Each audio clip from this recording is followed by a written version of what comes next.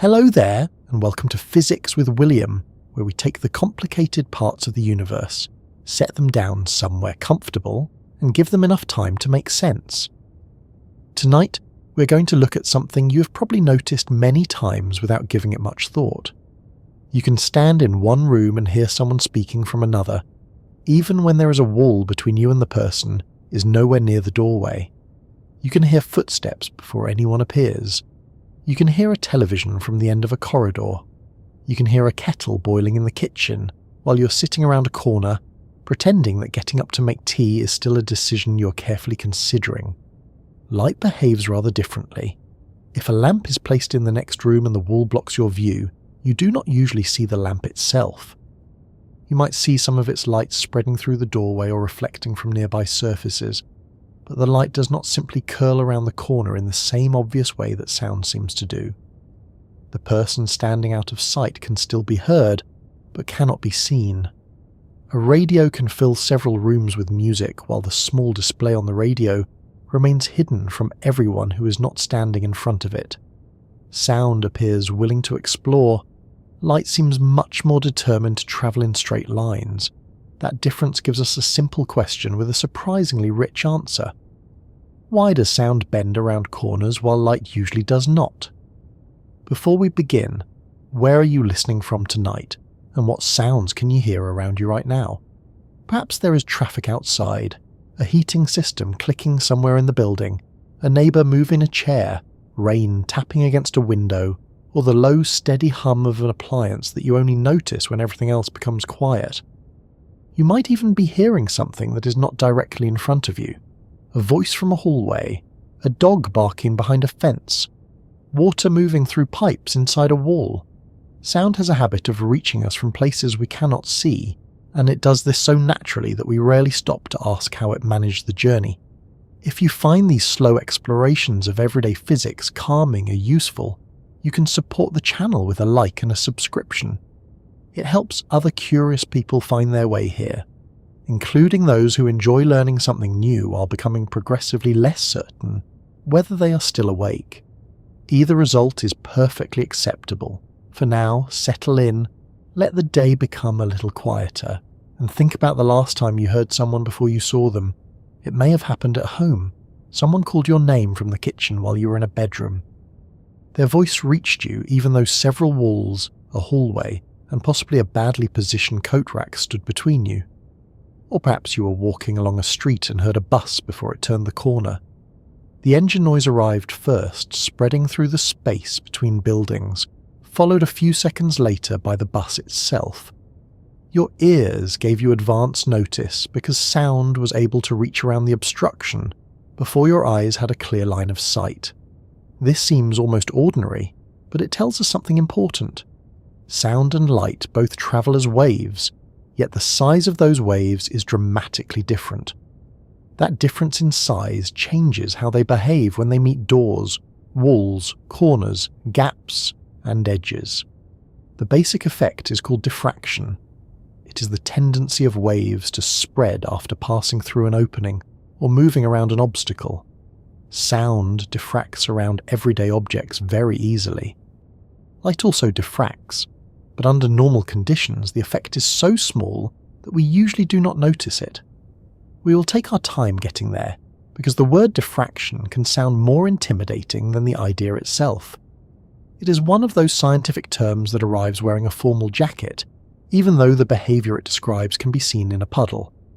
Imagine gentle ripples moving across water. If the ripples pass through a wide opening, they continue mostly forward. If the opening becomes narrow, the ripples spread out on the other side.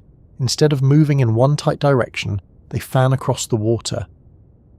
The same general behaviour appears when waves meet an edge. Part of the wave continues, while part of it spreads into the region behind the obstacle. Sound does something similar, although it travels through air rather than across the surface of water. When a person speaks, their vocal cords create vibrations. Those vibrations push and pull the surrounding air. The disturbance moves outward through the room, passing energy from one small region of air to the next. The air itself does not race all the way from the speaker to your ear. Instead, Nearby particles move back and forth, nudging their neighbours, which nudge the next neighbours, and so on. It is a little like a message being passed along a very crowded row of people, except nobody remembers agreeing to take part. As that sound wave spreads through a room, it reaches doorways, furniture, walls, and corners. Some of the sound is absorbed, some is reflected, some passes through materials, and some bends around obstacles through diffraction. The result is that sound reaches places that would be hidden if it behaved exactly like a narrow beam of light. You can test this without any equipment. Stand outside a room while someone inside speaks.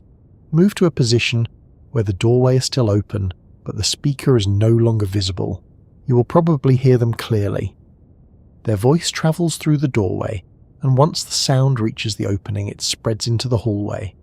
The doorway does not behave like a tube that sends all the sound straight ahead. It becomes a new region from which the sound continues outward in many directions. Now imagine trying the same thing with a small torch. Place it inside the room and point it toward the open doorway. If you stand directly in the beam, you see the light. Move far enough to the side, behind the wall, and the direct light disappears. There may still be a faint glow because light reflects from the floor, ceiling, walls, dust, and anything else that happens to be nearby. But the light has not spread around the doorway nearly as much as the sound did. The first temptation is to say that sound bends because it is slower, while light travels too quickly to turn. That explanation feels sensible, but it is not correct. Speed is not the main reason. Waves do not need time to decide whether they should go around an obstacle, and light is not missing the corner because it was in a hurry. The important comparison is between the size of the wave and the size of the obstacle, or opening it encounters. Sound waves that humans can hear have wavelengths ranging from very short to several meters long. The wavelength is simply the distance from one repeating part of a wave to the next. For sound, low notes have longer wavelengths, while high notes have shorter wavelengths. A deep bass sound can have a wavelength comparable to the size of a room, a doorway, or a large piece of furniture. When a wave is similar in size to an opening or obstacle, diffraction becomes strong. The wave spreads noticeably. Visible light has wavelengths that are extraordinarily small compared with everyday objects. They are much smaller than the width of a hair. A doorway is enormous when compared with a light wave. A wall corner is enormous. A person is enormous. Because the openings and obstacles around us are so much larger than the wavelength of visible light, the diffraction is usually very slight. Light continues in a direction that looks almost perfectly straight, producing sharp shadows and clear lines of sight. That is the central idea, but it becomes much easier to understand when we notice how frequency changes what we hear around corners. Low sounds tend to bend more strongly than high sounds, because low sounds have longer wavelengths. This is why the bass from music can be heard through walls and around buildings even when the higher notes are muffled. You may walk past a house and hear a steady thump before you can make out the melody. The long waves of the bass spread around obstacles and pass through structures more effectively, while the shorter waves of the higher notes are more easily blocked, scattered, or absorbed. It is also why a distant thunderstorm may sound like a low rumble. The higher frequency parts of the sound are more easily weakened as they travel and interact with the environment. The lower frequencies survive the journey more effectively and bend around hills, buildings, and other obstacles.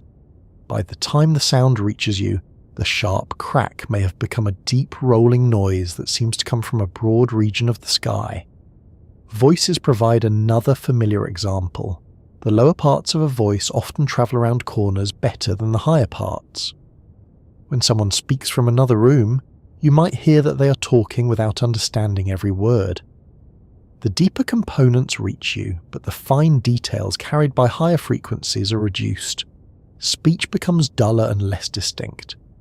You know a conversation is happening, but the actual sentence may remain safely protected from your curiosity, which is probably for the best. Walls make the situation more complicated, because sound can reach you in several ways at once. It may travel through a doorway and bend around the corner. It may pass through the wall by making the wall vibrate. It may reflect from another surface and arrive from a different direction. A room is full of overlapping paths, and your ears receive the combined result. This is why sound indoors can be surprisingly difficult to locate. Your brain is trying to work out where the sound began while reflections arrive from walls, floors, ceilings, windows, and furniture. A bare room produces obvious echoes. A room filled with curtains, carpets, books, and cushions absorbs more sound and feels quieter. Bookshelves are excellent for many reasons, including the fact that they make a room sound less like an empty railway tunnel. Light reflects too, of course. In fact, much of what you see is light that has reflected from objects and entered your eyes. A wall becomes visible because light strikes it and scatters in many directions. This reflected light can travel around a room indirectly, which is why a space does not become completely dark whenever the lamp is hidden behind a chair. But reflection is not the same as diffraction. When sound bends around a corner, the wave itself spreads into the hidden region. When light reaches a hidden region mainly by bouncing from surfaces, it is taking a different route. That distinction explains why shadows exist. Place an object in front of a lamp and the object blocks the direct light, creating a darker region behind it. The edge of the shadow may be slightly blurred because the light source has some size, because light scatters, and because a tiny amount of diffraction occurs. But the shadow remains clear enough to show that visible light does not spread strongly around the object. If light diffracted as easily as ordinary sound, shadows would be far less distinct. Light from the lamp would curve around the obstacle and fill the space behind it. Looking at a tree on a sunny day, you might find its shadow turning into a vague and unhelpful suggestion. Sound shadows can exist as well, especially for high-frequency sounds and very large obstacles. If you stand behind a thick wall or a substantial building, some sounds become much quieter. Large barriers are used beside roads to reduce traffic noise for nearby homes. These barriers work because they block the direct path, absorb some sound, and force the remaining waves to diffract over the top or around the ends. They do not remove every sound because the longer waves still bend. The lower rumble of traffic is much harder to stop than the sharper sounds. This leads to an important point. Saying that sound bends around corners is useful, but it does not mean every sound bends equally, or that walls have no effect. The amount of diffraction depends on the wavelength and the size of the obstacle. A low note with a long wavelength may spread widely around a corner. A high-pitched sound with a short wavelength behaves more like a narrow beam and creates a stronger sound shadow. This is why you can sometimes tell that a phone is ringing in another room, but lose the sound quickly when a door closes. The door, walls, and opening dimensions change which frequencies reach you and how strong they are. Animals make use of these differences. Elephants produce very low-frequency sounds that can travel over long distances and around obstacles. Some of these sounds are below the normal range of human hearing. The long wavelengths interact with the landscape in ways that allow communication across kilometers. Whales also use low-frequency calls that travel through the ocean over enormous distances. Water carries sound efficiently, and long waves can move far before losing their strength. The animals are not performing calculations, but evolution has made excellent use of the physics. At the other end of the scale, bats use very high-frequency sound for echolocation. Those short wavelengths do not bend as much around objects, which is useful because the bat needs precise information about the direction and shape of nearby targets. If the waves spread too widely, the returning echoes would be less detailed. Shorter wavelengths can reveal smaller objects and sharper edges. A bat can detect insects in darkness because its sound behaves less like the broad rumble of distant thunder and more like a focused probe. Our own hearing also relies on direction. We locate sounds by comparing what reaches one ear with what reaches the other. A sound arriving from the left usually reaches the left ear slightly earlier and with slightly greater intensity. The head blocks some high-frequency sound, creating a difference between the ears. Low-frequency sounds bend around the head more easily, so the intensity difference is smaller. The brain combines timing, intensity, and the way the outer ear changes different frequencies to estimate where a sound came from. It does this quickly enough that you can turn toward a noise before consciously deciding what you heard. Yet corners can confuse this system. A sound may bend through a doorway, reflect from a wall, and reach both ears along several paths. You hear it clearly but cannot immediately locate it. Someone calls from another room and you answer in the wrong direction.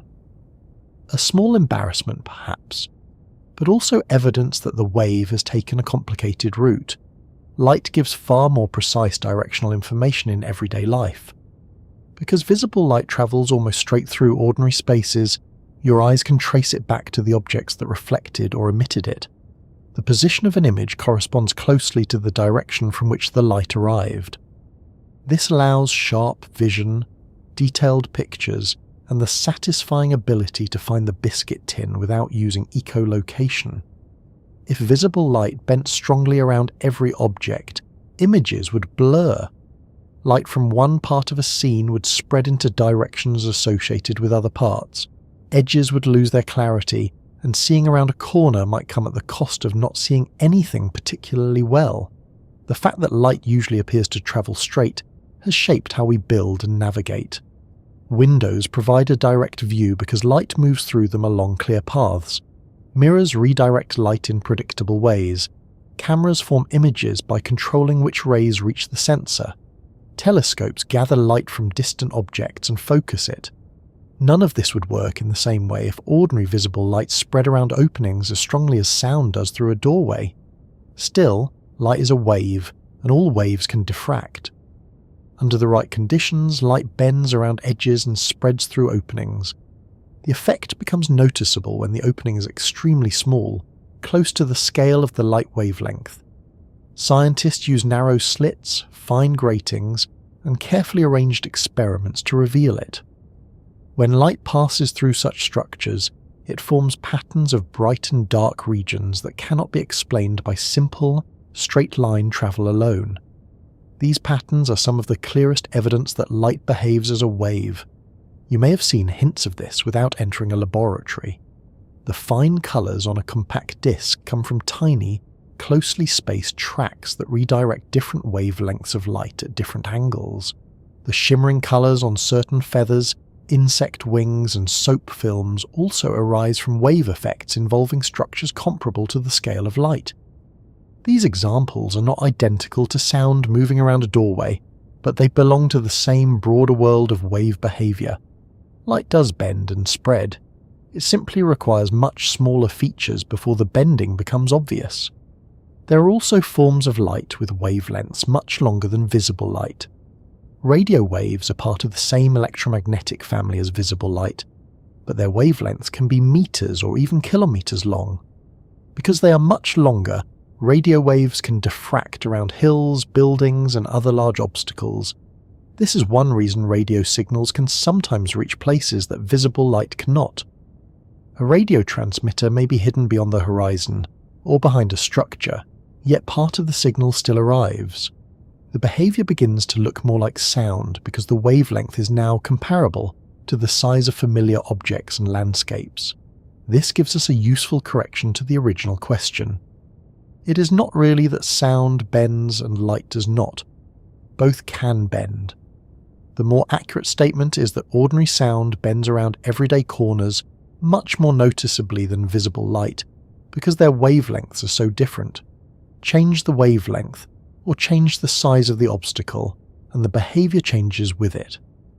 Once that idea settles in, many ordinary experiences begin to connect.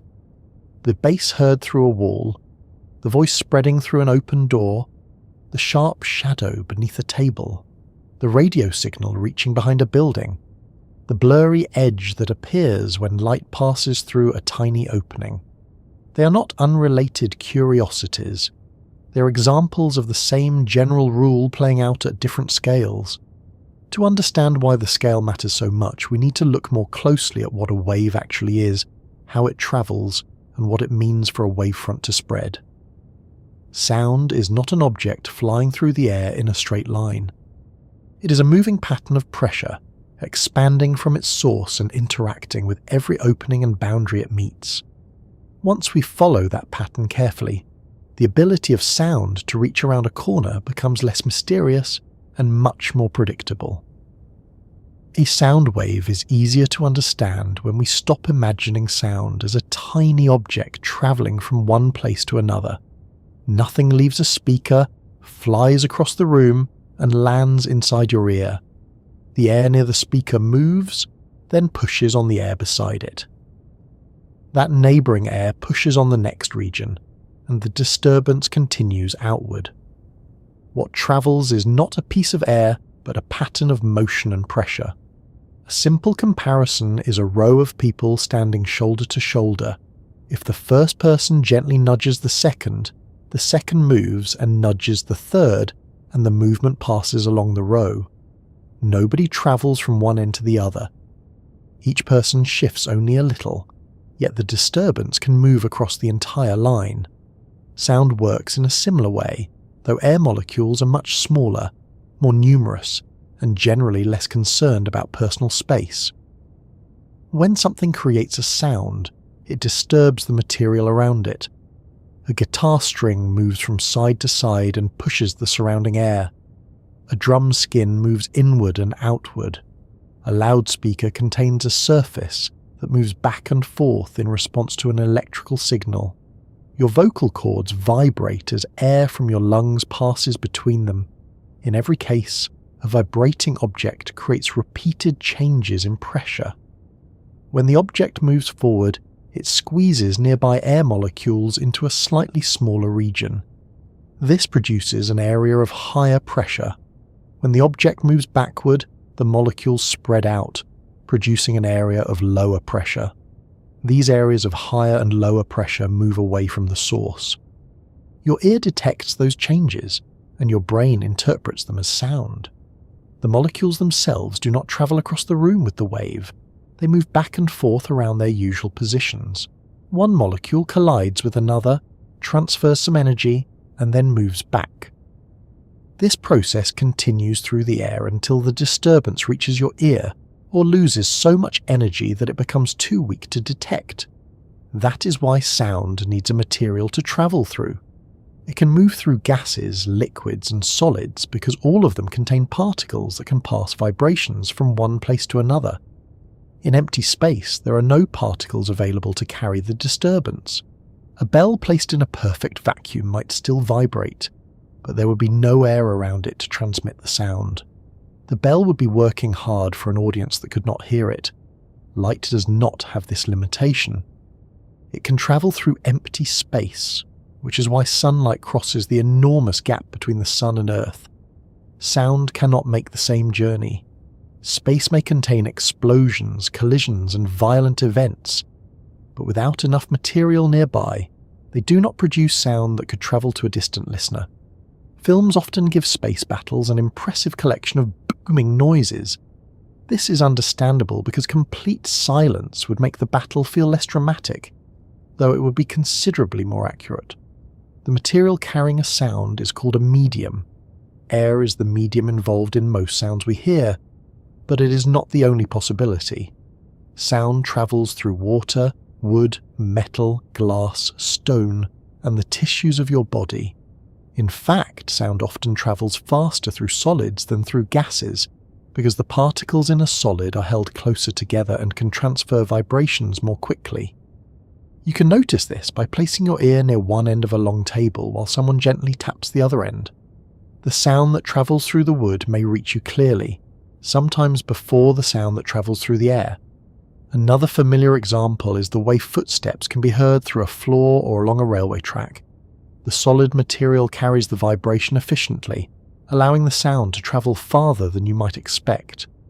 Water also carries sound very well. Anyone who has put their head underwater in a swimming pool may have noticed that noises become strange but remain surprisingly clear. A tap against the side of the pool can sound sharp and close, even when it comes from some distance away. Whales take advantage of this. Their calls can travel across vast areas of ocean because water transmits low-frequency sound with relatively little loss. The shape of a sound wave depends on the source and on the space through which it moves.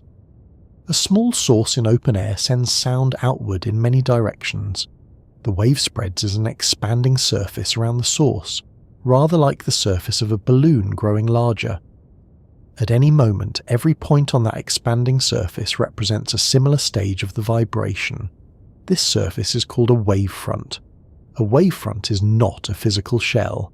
It is a useful way of describing where the disturbance has reached. If someone claps their hands in the middle of a large field, the sound spreads outward in all directions. A moment later, the wavefront forms a larger sphere. A little later, it forms a larger one still. The energy is being distributed across an increasing area, which is one reason the sound becomes weaker with distance. The same thing happens with ripples on water, though the ripples spread across a surface rather than through a volume of air. Drop a small stone into still water, and circular waves move outward from the point of impact. These circles grow larger as they travel. The water near the centre does not move outward with them. It mainly moves up and down while the pattern spreads across the surface. Water ripples are not identical to sound waves, but they are useful because their shape can be seen. Sound waves are invisible, so we need comparisons that help us picture what the air is doing. A set of ripples spreading from a stone gives us a rough view of how a disturbance can move outward, while the material itself remains mostly in place. Now imagine those ripples reaching a barrier with a gap in it. If the gap is wide compared with the distance between the ripples, much of the wave continues forward. The wavefront may spread slightly near the edges, but the overall direction remains clear. If the gap is narrow, the behaviour changes. The waves pass through and spread outward in curved ripples on the other side. The opening begins to act almost like a new source. Waves emerge from it and travel into areas that were not directly in front of the original ripples. This spreading is the foundation of what happens when sound passes through a doorway. The sound reaches the doorway, and the opening allows a new wavefront to spread into the next room or hallway. The width of the opening matters because waves do not respond to every object in the same way. A wave compares, in effect, the size of the object with its own wavelength. Of course, the wave is not thinking about the matter. It has no small ruler and no administrative process. The comparison is built into how the disturbance moves through the medium. The wavelength is the distance between repeating parts of the wave. In sound, it could be measured from one high-pressure region to the next high-pressure region. A low sound has a long wavelength. A high sound has a short wavelength. This is why low and high sounds behave differently around openings and obstacles. Consider the low note of a large bass speaker. The surface of the speaker moves back and forth relatively slowly, creating long waves in the air. Those waves may be several meters in length. A doorway is not especially large compared with such a wave. When the wave reaches the doorway, it spreads widely into the space beyond it. A high-pitched sound produces much shorter waves. For those waves, the same doorway appears much larger. They pass through more directly and spread less. Someone standing well to the side of the doorway may hear the lower parts of the sound more clearly than the higher parts. This helps explain why music changes when heard from another room. The bass may remain strong while the vocals and higher instruments become dull or difficult to recognize. Several effects contribute to this. The walls absorb and reflect different frequencies. Some sound passes through the structure, some travels through gaps, some bends around edges. In general, the longer waves find more ways to reach you. You may have noticed the same effect when approaching a concert, nightclub, or car playing loud music. From a distance, you often hear a repetitive low beat. As you move closer, the rest of the music gradually appears. The bass was not necessarily much louder at the source. Its longer waves travelled and spread around obstacles more effectively, while many of the higher sounds were weakened. The speed of a sound wave is related to the material through which it travels. In air at ordinary room conditions, sound moves at a little over 300 meters each second. That is fast enough to cross a room almost instantly from a human point of view, but slow enough for us to notice delays over large distances. You see lightning before you hear thunder, because light travels far faster than sound. The flash reaches your eyes with almost no noticeable delay, while the sound takes time to cross the distance. The farther away the storm is, the longer the delay.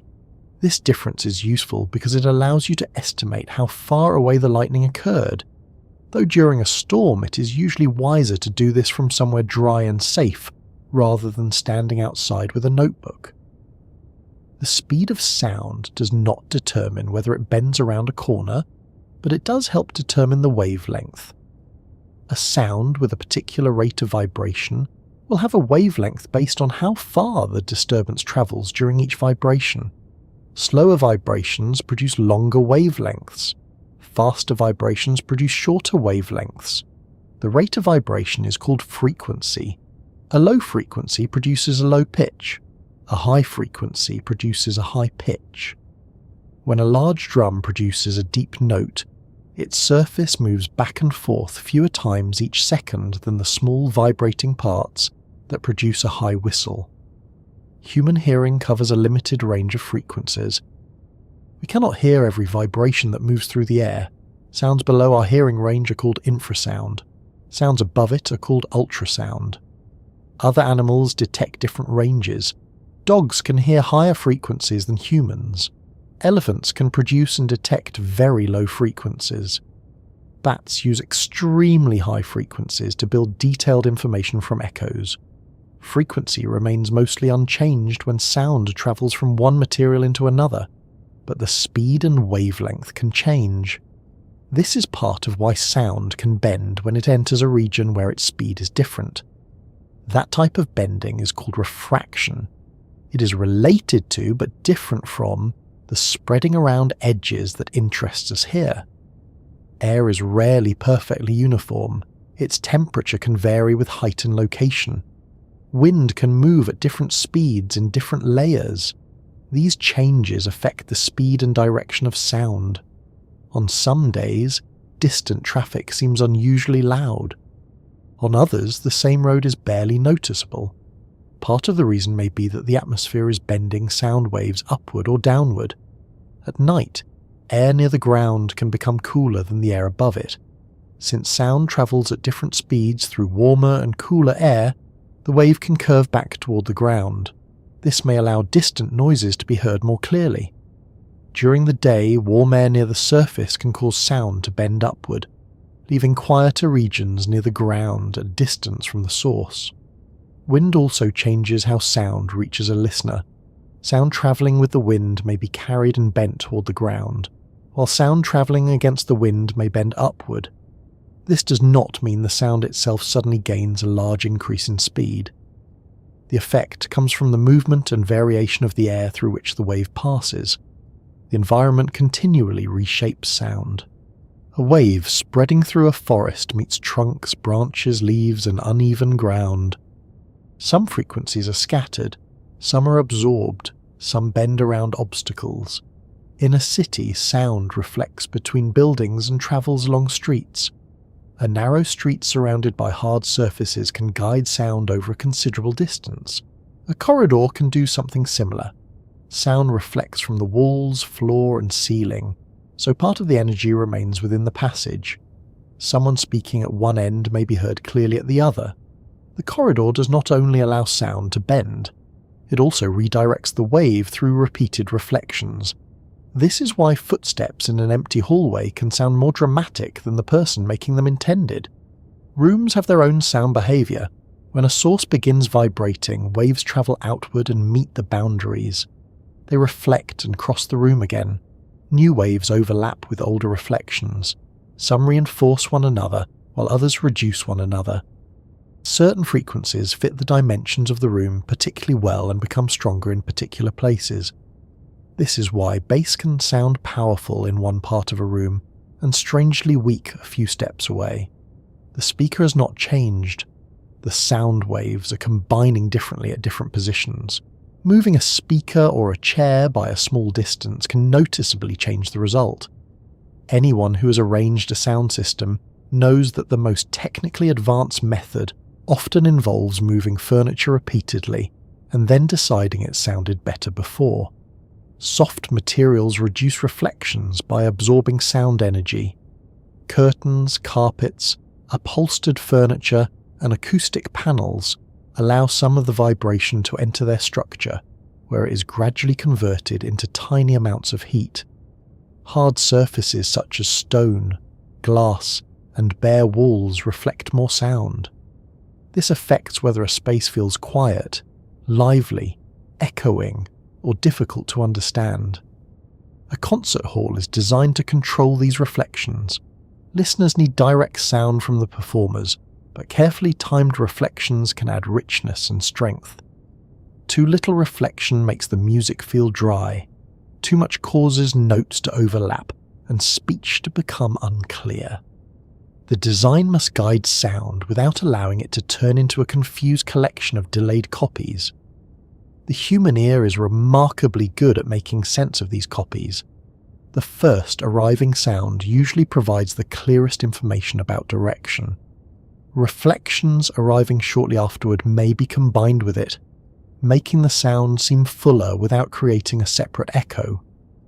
If the delay is long enough, the reflection is heard as distinct repetition. Outdoors, echoes can return from cliffs, large buildings, and distant walls. The wave travels to the surface, reflects, and comes back. Since sound has a measurable travel time, the delay reveals the distance. Animals that use echolocation rely on this with far greater skill than humans. A bat produces a short sound and listens for returning echoes. The timing, strength, and frequency of those echoes reveal the location, size, movement, and sometimes texture of nearby objects.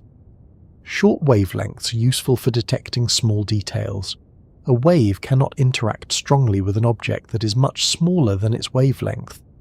Very long waves tend to pass around small objects without producing a clear reflection. Short waves are more sensitive to fine features.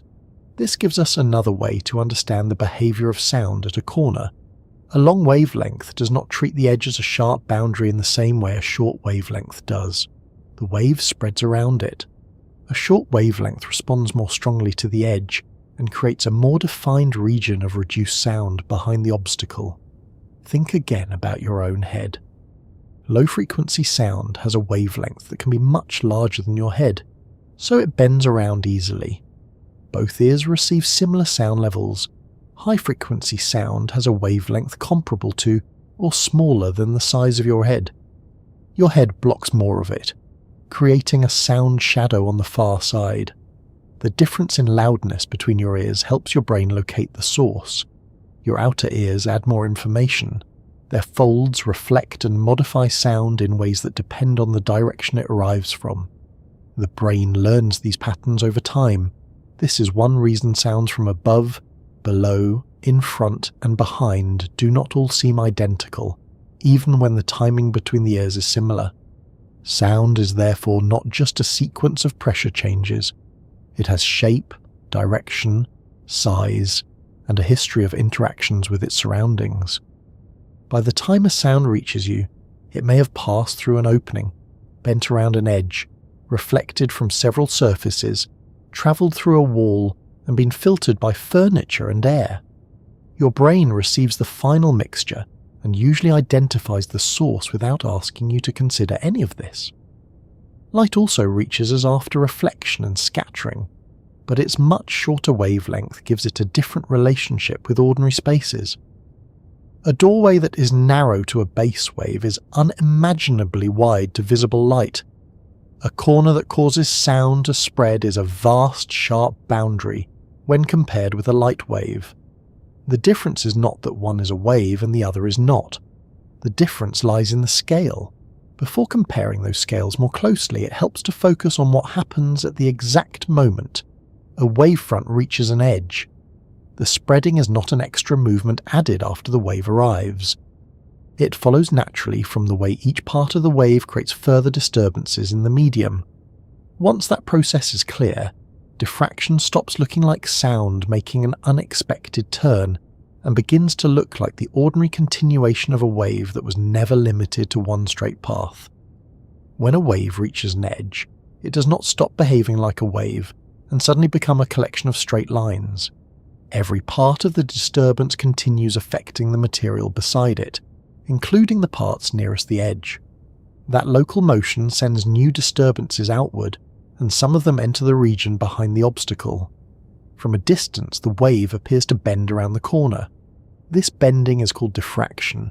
It happens with water waves, sound waves, light waves, radio waves, and every other kind of wave. The amount of spreading depends mainly on the wavelength and on the size of the opening or obstacle. When the wavelength is large compared with the opening, the wave spreads widely. When the wavelength is much smaller than the opening, most of the wave continues forward with only a small amount of spreading near the edges. There is no sharp boundary between those cases. Diffraction does not switch on at one particular size and disappear at another. It gradually becomes more or less noticeable as the scale changes. A slightly narrower opening produces slightly more spreading. A longer wavelength also produces more spreading. The effect becomes obvious when the opening and wavelength are similar in size. Water makes this easy to picture. Imagine a set of straight ripples moving across a shallow tank. A barrier stretches across the tank with a gap in the middle. If that gap is very wide, the waves continue through it in nearly straight rows. Only the sections near the sides of the opening curve outward. Most of the wave keeps moving in its original direction. Make the gap narrower and the outgoing shape changes. The wavefront becomes curved. Water beyond the opening begins moving even in places that were not directly lined up with the incoming waves. Narrow the gap further, and the waves emerge in nearly circular ripples as though the opening itself had become a new source. Nothing at the gap is generating extra energy. The energy came from the original waves. The opening simply limits which parts of the incoming wave can continue, and those surviving parts spread into the space beyond it. Sound passing through a doorway behaves in much the same way. The air in the first room is vibrating. When the disturbance reaches the open doorway, air within the doorway moves back and forth. That moving air affects the air on the other side, not only straight ahead but also toward the sides. A spreading wavefront forms in the next space. This is why a person can stand beside the doorway, hidden behind the wall, and still hear a speaker inside the room. The sound does not need a direct straight path from the speaker to the listener. It only needs to reach the opening. Once it does, the opening helps the disturbance spread into a new range of directions. It can be tempting to imagine the sound travelling to the doorway, noticing the listener, and turning toward them. The actual process is less purposeful. Air pressure changes are spreading in many directions at once. Some of those changes happen to enter the hidden region. The result looks like bending, but there is no single piece of sound steering around the corner. The same principle applies when a wave passes an obstacle rather than through a gap. Consider a post standing in water while ripples move toward it. The post blocks the central part of the wavefront, but the waves passing on either side spread into the region behind it. If the post is small compared with the wavelength, the ripples may almost completely fill the space behind it. Farther away, the pattern can look as though the obstacle were barely there. A much larger obstacle creates a clearer shadow. Waves still spread around its edges, but they may not reach the middle of the hidden region with much strength. The size of the shadow depends on the size of the object, the wavelength, and the distance from the object. Sound also creates shadow regions. Stand behind a large solid barrier while a sound source operates on the other side, and the sound level drops. It does not usually fall to complete silence because waves bend over the top, move around the sides, reflect from nearby surfaces, and sometimes pass through the barrier itself. The listener receives a weaker and altered version of the original sound. Roadside noise barriers rely on this reduction. A wall placed between a road and a group of houses blocks the direct path from the vehicles. The sound must travel over the top or around the ends. Higher frequency components are reduced effectively because their shorter wavelengths do not spread as widely. Lower frequency traffic noise bends more strongly and remains harder to control. Making the barrier taller can improve its performance by increasing the distance the sound must travel around the edge. Extending it farther along the road can prevent sound from reaching homes by moving around the ends. Materials may also be added to absorb sound and reduce reflections. Even with careful design, the deep rumble of engines may still be heard because long wavelengths are difficult to block with structures of ordinary size. A similar effect occurs behind buildings. A person standing on the far side of a house may still hear a truck passing along the street. The building blocks the direct wave, but sound bends around the walls and over the roof. Reflections from nearby buildings can add more paths. By the time the sound arrives, it may seem broad and difficult to locate. Higher sounds behave differently. The hiss of tyres or the sharp squeak of brakes may be much more strongly reduced behind the building. Those sounds have shorter wavelengths and create more definite sound shadows. When the vehicle comes into view, the high-frequency details return suddenly, making the entire sound seem clearer and closer. Diffraction also helps explain why outdoor music often sounds dominated by bass when heard from behind a stage, tent, fence, or group of buildings. The high notes travel mostly in directions with a clear path. The bass spreads much more widely and reaches listeners who are outside the main area. Loudspeakers show this behavior even without a corner. Low-frequency sound tends to spread broadly from a speaker. High-frequency sound is more directional. Walk around a large speaker while music is playing and the bass may remain fairly steady. The higher notes can change noticeably as you move away from the front. The dimensions of the speaker itself matter. A sound source that is small compared with the wavelength sends sound in many directions. A source that is large compared with the wavelength can direct sound more strongly. Since a normal speaker is relatively small compared with long bass wavelengths, the bass spreads widely. The same speaker may be large compared with shorter, high-frequency wavelengths, so those sounds are concentrated more toward the front. This is one reason sound systems use different speaker units for different frequency ranges. Large units are effective at moving enough air for bass. Smaller units handle higher frequencies. Their placement and shape help control how the sound spreads through the room. A small portable speaker cannot easily send deep bass in a narrow beam. The wavelength is far larger than the speaker, so the wave wraps around it and travels in many directions. Creating a strongly directed low-frequency sound usually requires a much larger arrangement of speakers working together. Large collections of speakers can control diffraction and interference to shape the outgoing sound. Concert systems often use tall curved groups of speaker units. Each one produces part of the wave, and the waves combine. Engineers adjust timing and placement so the sound reaches the audience more evenly, while reducing unnecessary energy in other directions. The same general technique appears in medical ultrasound, underwater sonar, and other technologies. Multiple sources can be coordinated to produce a beam that points in a chosen direction. This does not eliminate diffraction. It uses wave behavior carefully to manage where the energy goes. Whenever waves from different parts of an opening spread into the same region, they overlap. Their pressure changes may reinforce one another, or partly cancel. This interaction is called interference. Diffraction and interference are closely connected because a diffracted wave is made from many spreading contributions that meet, again. Imagine sound passing through two nearby openings. Each opening acts as a source of spreading waves. At some locations, high pressure from one wave arrives with high pressure from the other, making the sound stronger.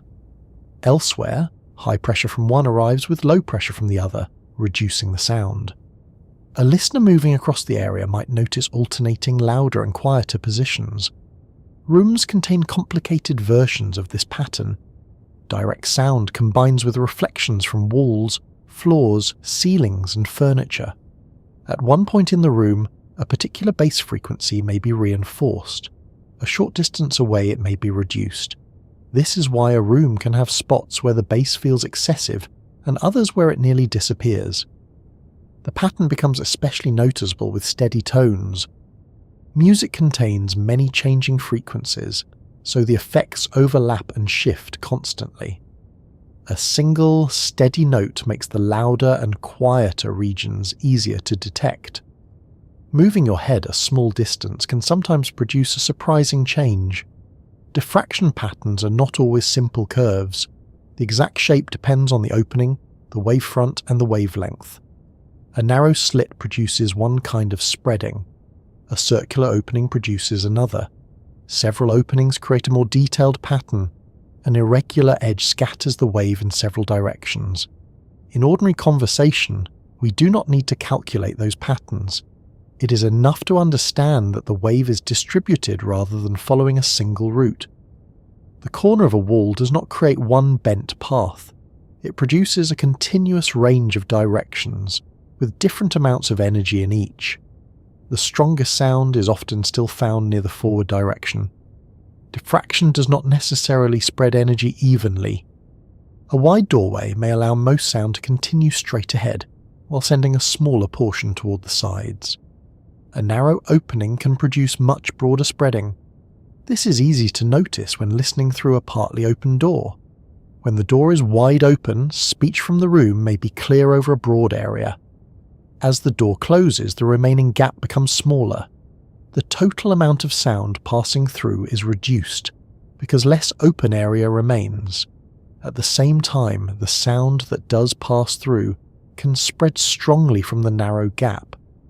Eventually, the gap becomes so small that very little energy gets through. Strong diffraction does not mean strong sound. It describes how the transmitted energy spreads, not how much energy survives. A tiny opening may send waves in many directions while allowing only a faint sound to enter the next room. Sound can also travel through small gaps beneath doors. The opening may be only a narrow strip, but long wavelengths spread after passing through it. This can make private conversations less private than the door suggests. Weather seals and heavy materials help by closing gaps and reducing vibration through the structure. Ventilation ducts provide another path. Sound entering a duct reflects from the inner surfaces and travels along the passage. It can emerge in a distant room and spread from the vent. The original source may be completely out of sight, yet the duct carries enough of the wave to make it audible. Corners inside ducts affect different frequencies in different ways. Long waves move around bends more easily. Short waves are more likely to be reflected, scattered, or absorbed. Engineers designing quiet ventilation systems use bends, linings, and changes in shape to reduce sound transmission while still allowing air to flow. The human mouth also shapes diffraction. The vocal cords create a complex vibration, but the sound does not leave the throat unchanged. The mouth, tongue, lips, and nasal passages form openings and resonant spaces that strengthen some frequencies and weaken others. Changing the shape of these spaces changes the sound of speech. When you round your lips, the opening changes. When you move your tongue, different resonances appear. Speech depends on precise control of air and vibration, though we usually perform it without thinking about wavefronts before every sentence. People sometimes cup their hands around their mouths when calling to someone. The hands form a short guide that directs more sound forward. A speaking trumpet or megaphone does this more effectively. It gradually matches the motion near the source to the open air and reduces the amount of sound spreading backward or sideways. Cupping a hand behind the ear works in the opposite direction. It gathers sound from a larger area and reflects some of it into the ear canal. The improvement is limited, but it can make speech slightly easier to hear. The hand is changing the paths by which the waves reach the ear.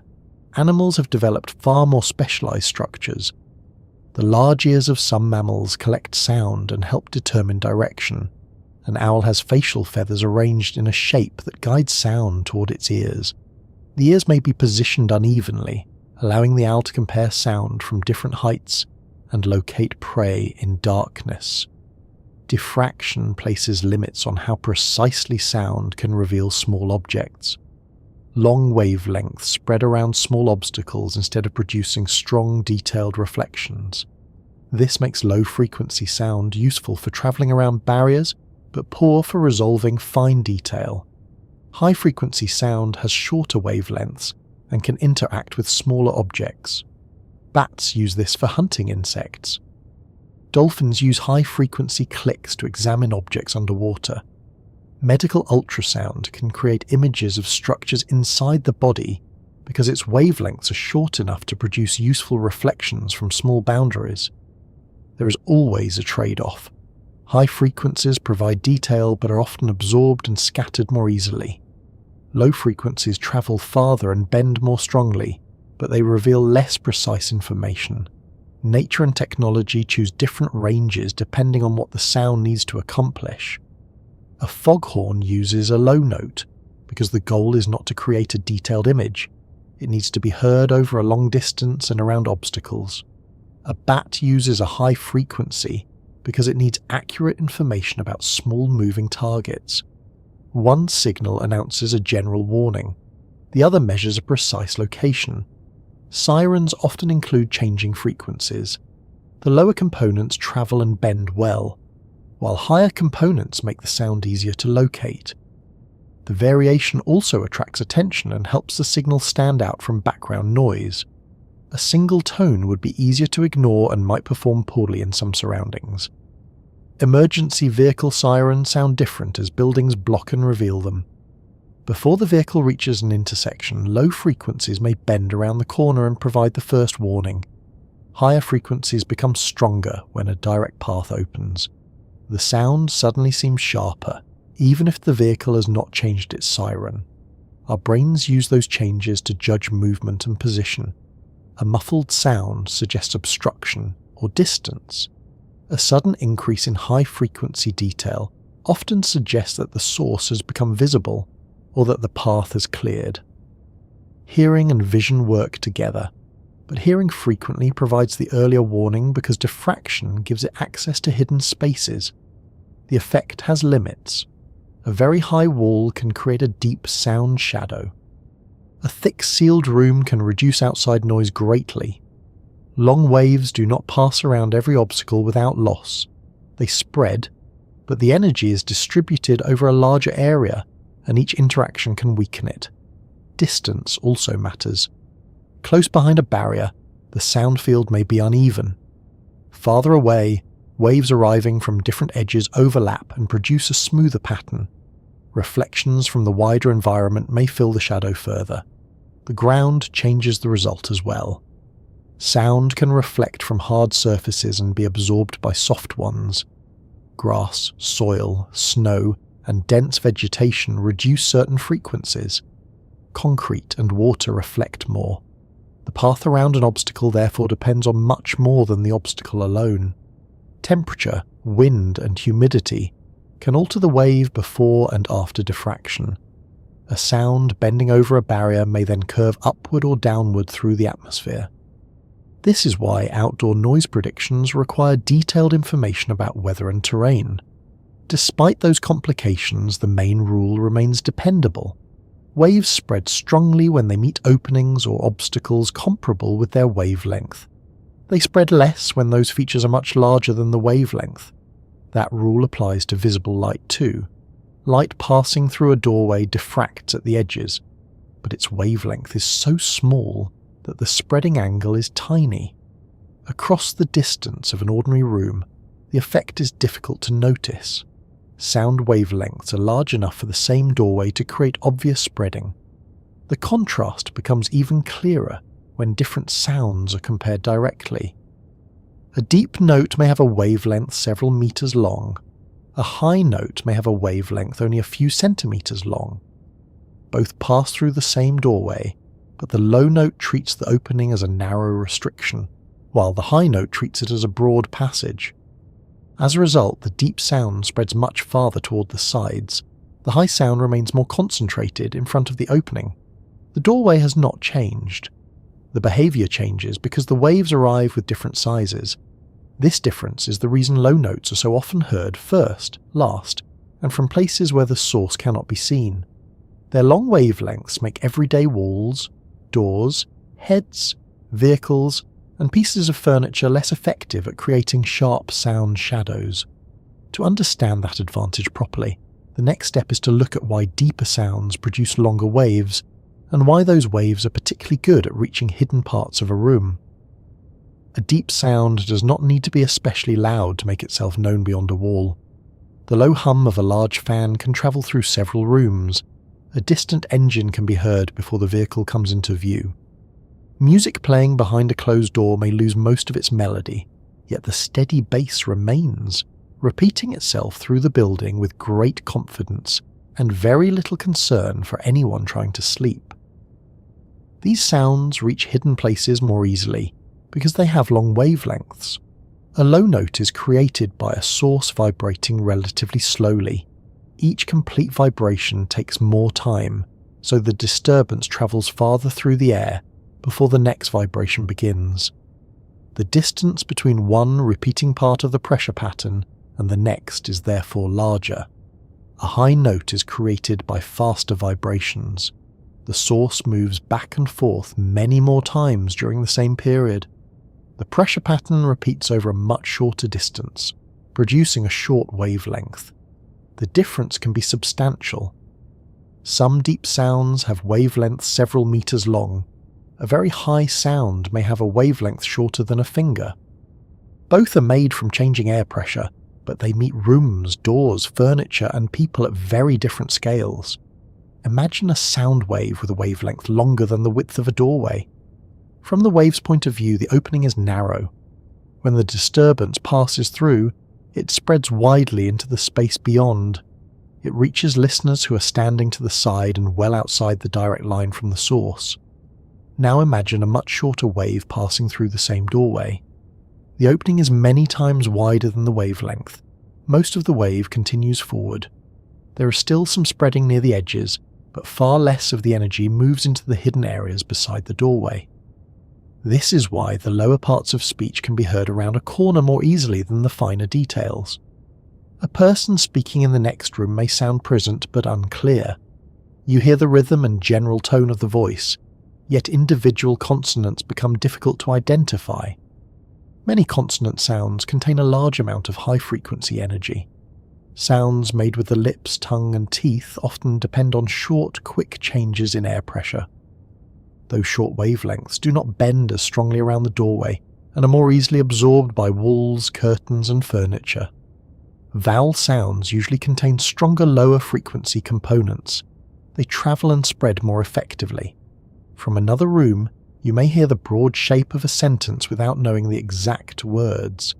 The voice becomes a soft sequence of rising and falling sounds, which is not ideal for understanding a conversation, but is excellent for reminding you that someone else is still awake. Music shows the same effect more dramatically. A song contains many frequencies at once. The bass drum and bass instruments produce long waves. Voices, strings, cymbals, and other instruments add shorter waves and fine detail. When the music moves through a wall or around a corner, the balance changes. The higher frequencies weaken more quickly, the bass remains. A complete piece of music can be reduced to a repeated thump that travels through floors, ceilings, and furniture. This may not be the version the musicians carefully recorded, but buildings have their own approach to sound mixing. Diffraction is only part of the reason deep sounds travel through buildings so well. Long wavelengths also interact differently with walls and other structures. A wall does not simply stop sound like a solid object stopping a thrown ball. The changing air pressure pushes against the wall, causing it to vibrate. The wall then pushes on the air on the other side and creates a new sound wave. How much sound passes through depends on the wall's mass, stiffness, thickness, construction, and the frequency of the sound. Heavy walls usually block sound better than light ones. Separate layers with spaces and absorbing materials between them can also reduce transmission. Even so, low frequencies remain difficult to control. One problem is that deep sound can make a large section of a wall move together. The long wave applies pressure across a broad area. If the frequency happens to match a natural vibration of the wall, the structure may respond strongly. It can then pass more energy into the next room. This is similar to pushing someone on a swing. Random pushes do not produce much motion. Push at the right times and the movement builds. Walls, floors, windows, doors, and furniture all have natural ways in which they prefer to vibrate. A steady, low sound can sometimes excite those movements. A window may rattle when a heavy vehicle passes. A cupboard door may buzz during a particular bass note. An object on a shelf may begin vibrating even though the notes immediately above and below that frequency cause no problem. The object has found a vibration it likes, and for a few seconds it participates in the performance without being invited. Higher frequency sounds can also make structures vibrate, but their motion often involves smaller regions and more complicated patterns. Materials tend to absorb and scatter these shorter waves more effectively. Deep vibrations are more likely to involve larger surfaces and connected parts of the building. Floors are especially effective at carrying low-frequency energy. A speaker resting directly on a floor does not only send sound into the air, its cabinet vibrates and pushes against the structure. Those vibrations travel through beams, boards, pipes, and walls. This type of transmission is called structure-borne sound. It is one reason music can seem louder in another part of a building than expected. The sound is not following one simple path through the air. Some travels through doorways, some bends around corners, some passes through walls, some enters the structure and emerges elsewhere. A person living below a room with a loudspeaker may hear a powerful low beat, even if the music does not seem particularly loud beside the speaker itself. The floor has become part of the route. Placing the speaker on a soft isolating support can reduce this transfer by limiting how much vibration enters the building. Footsteps also create structure-borne sound. The impact of a foot on a hard floor produces vibrations containing many frequencies. Carpets and soft underlayers reduce the sharp, higher frequency components, but deep impacts can still travel through the structure. A heavy step above may sound less like a foot touching the floor, and more like someone carefully testing the strength of the entire building. The ability of low sounds to bend is also connected to the way sources produce them. A source that is small compared with its wavelength radiates sound broadly. Most everyday bass speakers are small compared with the waves they create. A wave several meters long cannot be strongly controlled by a speaker, only a fraction of that size. The sound wraps around the speaker cabinet and spreads in nearly every direction. This is why moving behind a bass speaker may not reduce the low frequencies very much. The higher sounds become quieter because they are directed mainly forward. The bass remains because it is spread around the speaker itself. To direct a low-frequency sound into a narrow region, the source must be very large, or made from many smaller sources working together. Large outdoor sound systems use groups of speakers arranged carefully to control the bass. By adjusting their positions and timing, engineers can make the waves reinforce one another in chosen directions and reduce one another elsewhere. This can help keep powerful low frequencies focused toward an audience, rather than sending the same amount toward nearby homes. The effect is not perfect, especially at great distances, but it demonstrates that deep sound is not impossible to direct. It simply requires equipment comparable with the scale of the wavelength. Low frequencies also travel well around the human body. A long sound wave bends around your head with little difficulty. Both ears receive nearly the same sound level. This makes deep sounds harder to locate by loudness differences alone. High-frequency sounds are easier for the head to block. If a shortwave arrives from the left ear receives it directly while the head creates a partial sound shadow at the right ear. The brain notices the difference and uses it to estimate direction. With the lower sounds, the brain relies more heavily on tiny differences in arrival time. A sound from the left reaches the left ear slightly before the right. The delay is very small, but the auditory system is sensitive enough to use it. This is one reason a low rumble can seem broad or difficult to locate. You know it is present, but identifying the exact source may take longer. The wave has bent around your head, and may also have arrived by several paths through the environment. In a room, bass frequencies are reflected from walls and spread around large objects. The direct sound combines with reflections, producing a complicated pattern. At some positions, the pressure changes reinforce each other. At others, they reduce each other. The result is a collection of louder and quieter regions. Walk around while a steady bass note is playing, and the volume may change unexpectedly. Near one wall, the sound can be overwhelming. A few steps away it becomes weak. In a corner it may grow strong again. Corners often increase bass because several boundaries meet there.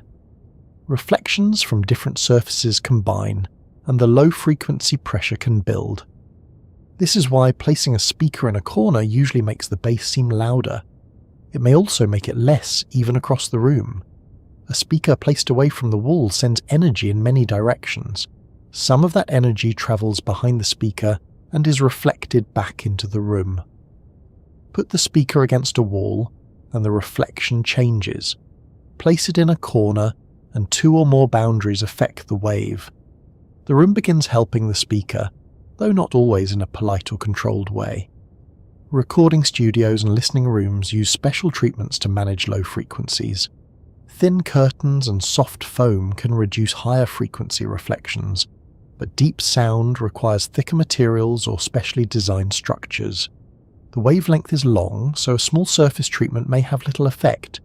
Bass traps are placed in corners or other areas where low frequency pressure tends to build. They use thick absorbing materials or resonant structures to remove some of the energy. Designing them properly requires attention to the room dimensions and the frequencies causing trouble. Ordinary rooms rarely receive this level of treatment. Instead, people move speakers, add furniture, close doors, open doors, and eventually accept that one chair has excellent bass while another seems to be located in a different acoustic universe. Deep sounds also travel farther outdoors in many situations. The atmosphere absorbs high frequencies more strongly than low frequencies. As sound moves through the air, a small part of its organised motion is converted into heat. The effect depends on frequency, humidity, temperature, and distance. Over a short distance, the difference may be minor. Over several kilometres, it becomes important. High-frequency detail fades, leaving a lower and duller sound. Distant thunder, aircraft, explosions, and traffic often reach us mainly as low rumbles. The ground and surrounding landscape add further filtering. Trees, bushes, soil, and uneven terrain scatter and absorb shorter wavelengths. Longer waves move around many of these obstacles. A line of trees can reduce some noise, especially higher frequencies, while leaving the lower sound surprisingly unchanged. Hills can block direct sound, but deep waves may diffract over the top. A listener on the far side may hear a low rumble even when the source is completely hidden. Shorter wavelengths form a stronger sound shadow behind the hill. The atmosphere itself can bend sound, sometimes returning low frequencies toward the ground over long distances. Temperature often changes with height. Wind speed also varies. Since sound travels differently through these layers, its path can curve. A sound that would otherwise spread upward may be bent downward and heard far from its source.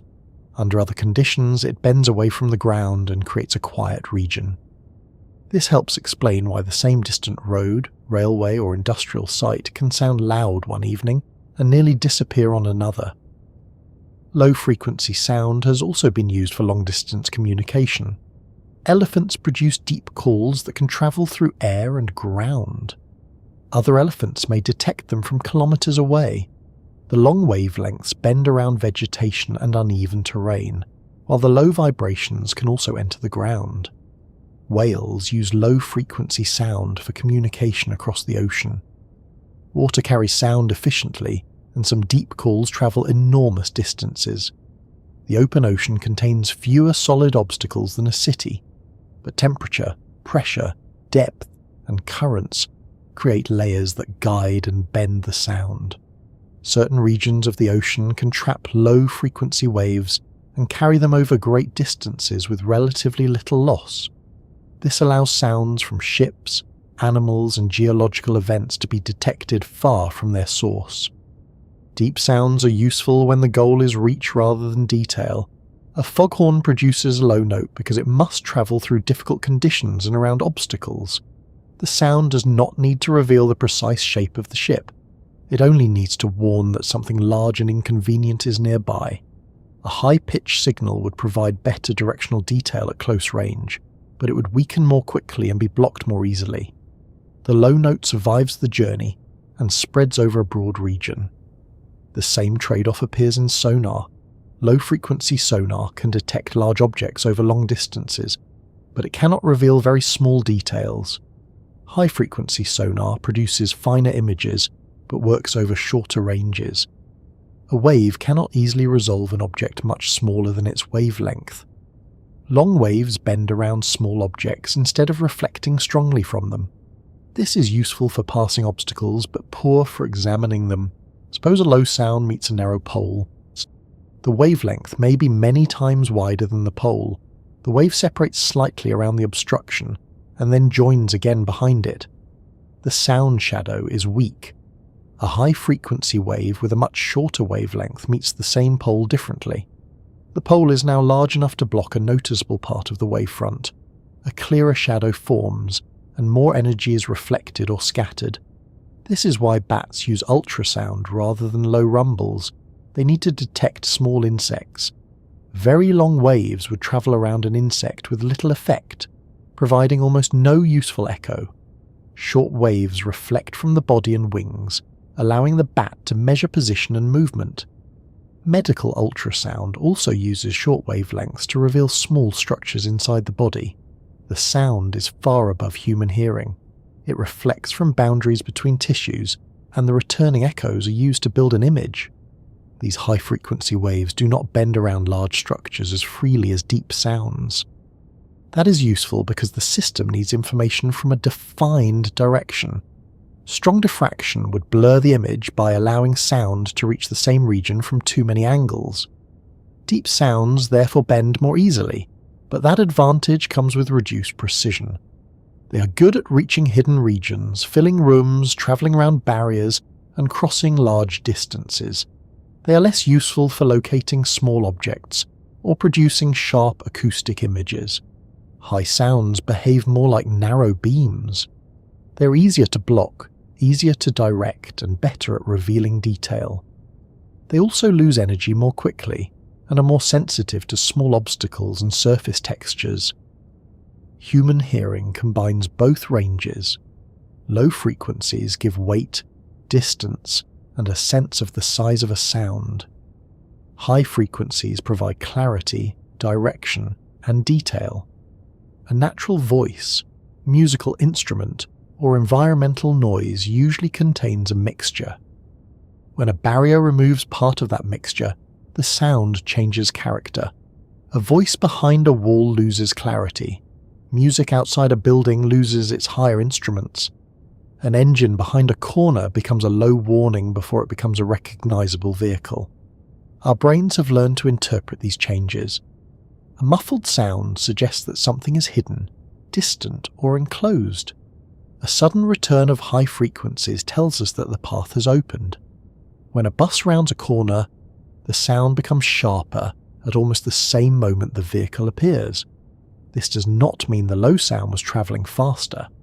Both low and high frequencies move through the same air at nearly the same speed. The low frequencies arrived earlier in our awareness because they bent around the obstruction and reached us before a direct path existed. That distinction matters. Deep sound does not win a race against high sound. It finds more routes. A similar effect occurs when a door opens. Before the opening, low frequencies may pass through the wall or around gaps. As the door moves, the direct path becomes wider. Higher frequencies begin reaching the listener, and the sound suddenly gains detail. What seemed like an increase in loudness may partly be a change in frequency balance. The high notes make the source feel closer and more immediate, even if the total sound energy has not changed dramatically. The size of the listener's surroundings determines which sounds count as deep in this context. A wave does not carry a label saying that it is low. Its behaviour depends on the size of whatever it meets. A sound that spreads strongly through a small doorway might be more directional through a huge opening. A wave that bends around a person may be blocked by a mountain. The relevant comparison is always between wavelength and scale. Visible light lies at an extreme end of that comparison. Its wavelengths are so short that doors, walls, people, and even tiny scratches are enormous by comparison. Light does diffract, but ordinary openings allow so many wavelengths across their width that the spreading remains very narrow. This is why light creates sharp shadows while deep sound fills the region behind an obstacle. The basic wave behaviour has not changed, only the scale has. To see how dramatic that difference is, it helps to move from metre-long sound waves to visible light waves that are smaller than anything the unaided eye can resolve. A doorway that seems narrow to a bass note becomes unimaginably wide to light, and that enormous difference is what keeps the person around the corner audible but out of sight. Visible light behaves like a wave, but it operates on a scale so small that ordinary objects seem enormous beside it. A doorway that is narrow to a deep sound wave is extremely wide to visible light. A wall edge that causes a bass note to spread strongly appears almost perfectly sharp to light. That difference in scale is the main reason sound can reach around a corner, while light usually produces a clear shadow. The wavelength of visible light is much shorter than anything our eyes can resolve directly. It is smaller than the width of a human hair by a very large amount. Even a tiny grain of dust is large compared with many light wavelengths.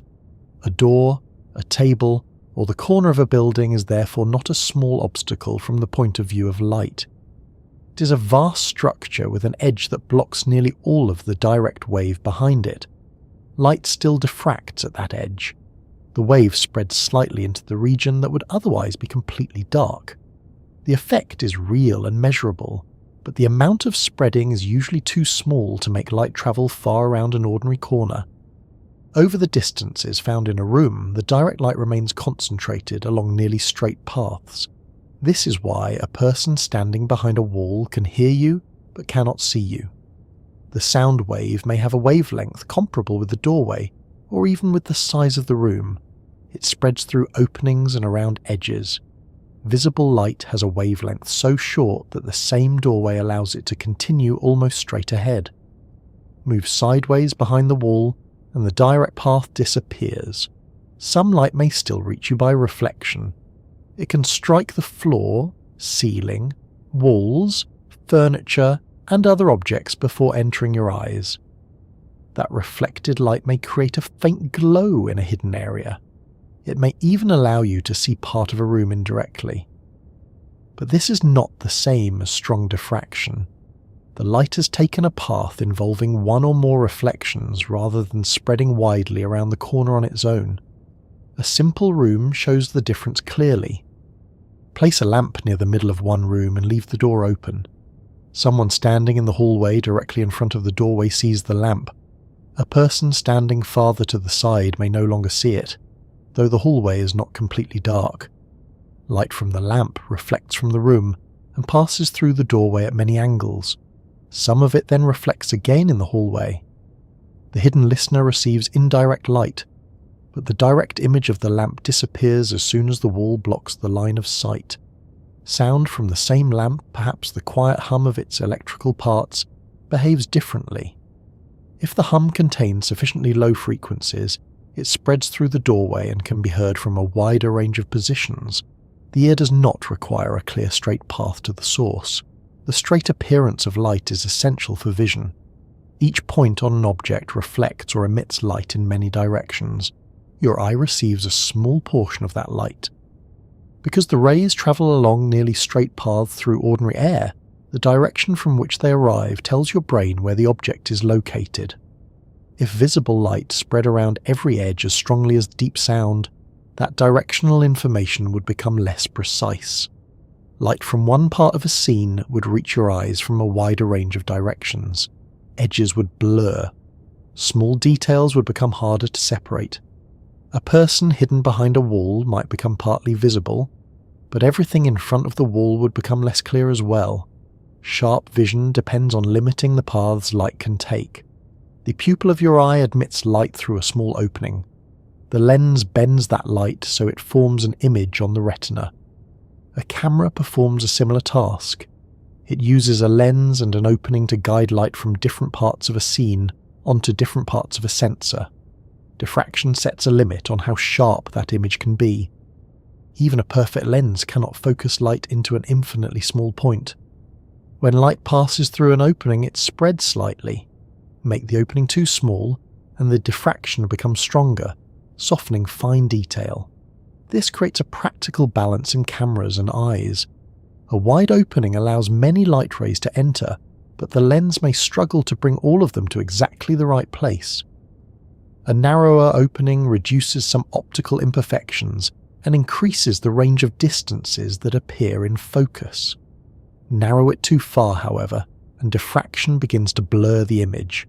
Photographers sometimes notice this when using a very small camera opening.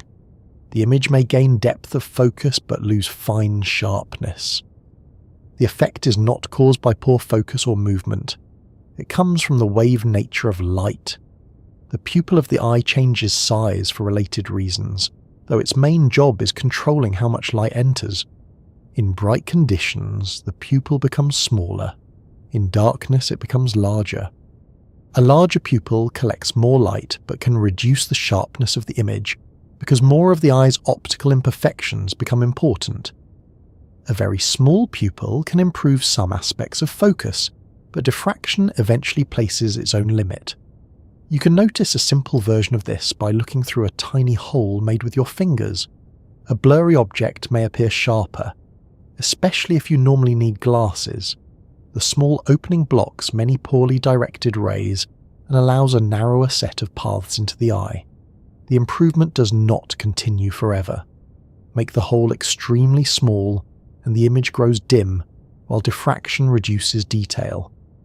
The same wave behavior appears in telescopes and microscopes. A telescope gathers light from distant stars and planets. The larger its main mirror or lens, the more light it collects, and the finer the details it can distinguish. A wide opening produces less diffraction than a narrow one for the same wavelength. This is why large observatories use enormous mirrors. The goal is not only to make faint objects brighter. A larger diameter also improves the ability to separate nearby details. Two distant stars that appear as one point through a small telescope may be distinguishable through a larger instrument.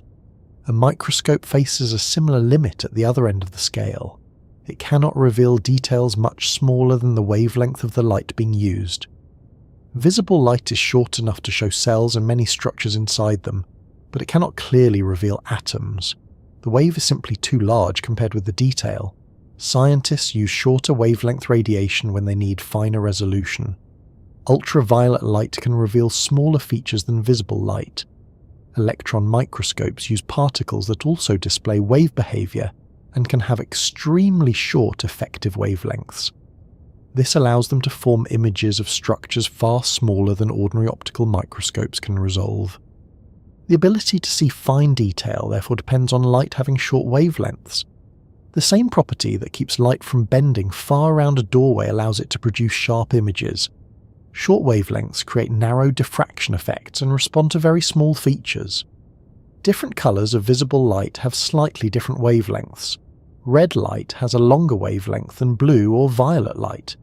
The difference is small compared with the gap between visible light and ordinary sound, but it is enough to produce measurable changes in diffraction. If red and blue light pass through the same narrow opening, the red light spreads a little more because its wavelength is longer. In many experiments, this causes different colours to appear at slightly different positions.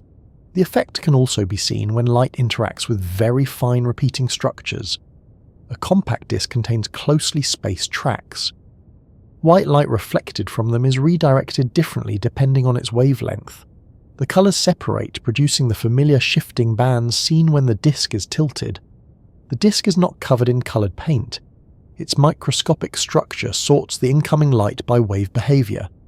Fine patterns on some bird feathers, butterfly wings, beetle shells and other natural surfaces can create similar colours. Tiny structures reflect and interfere with light.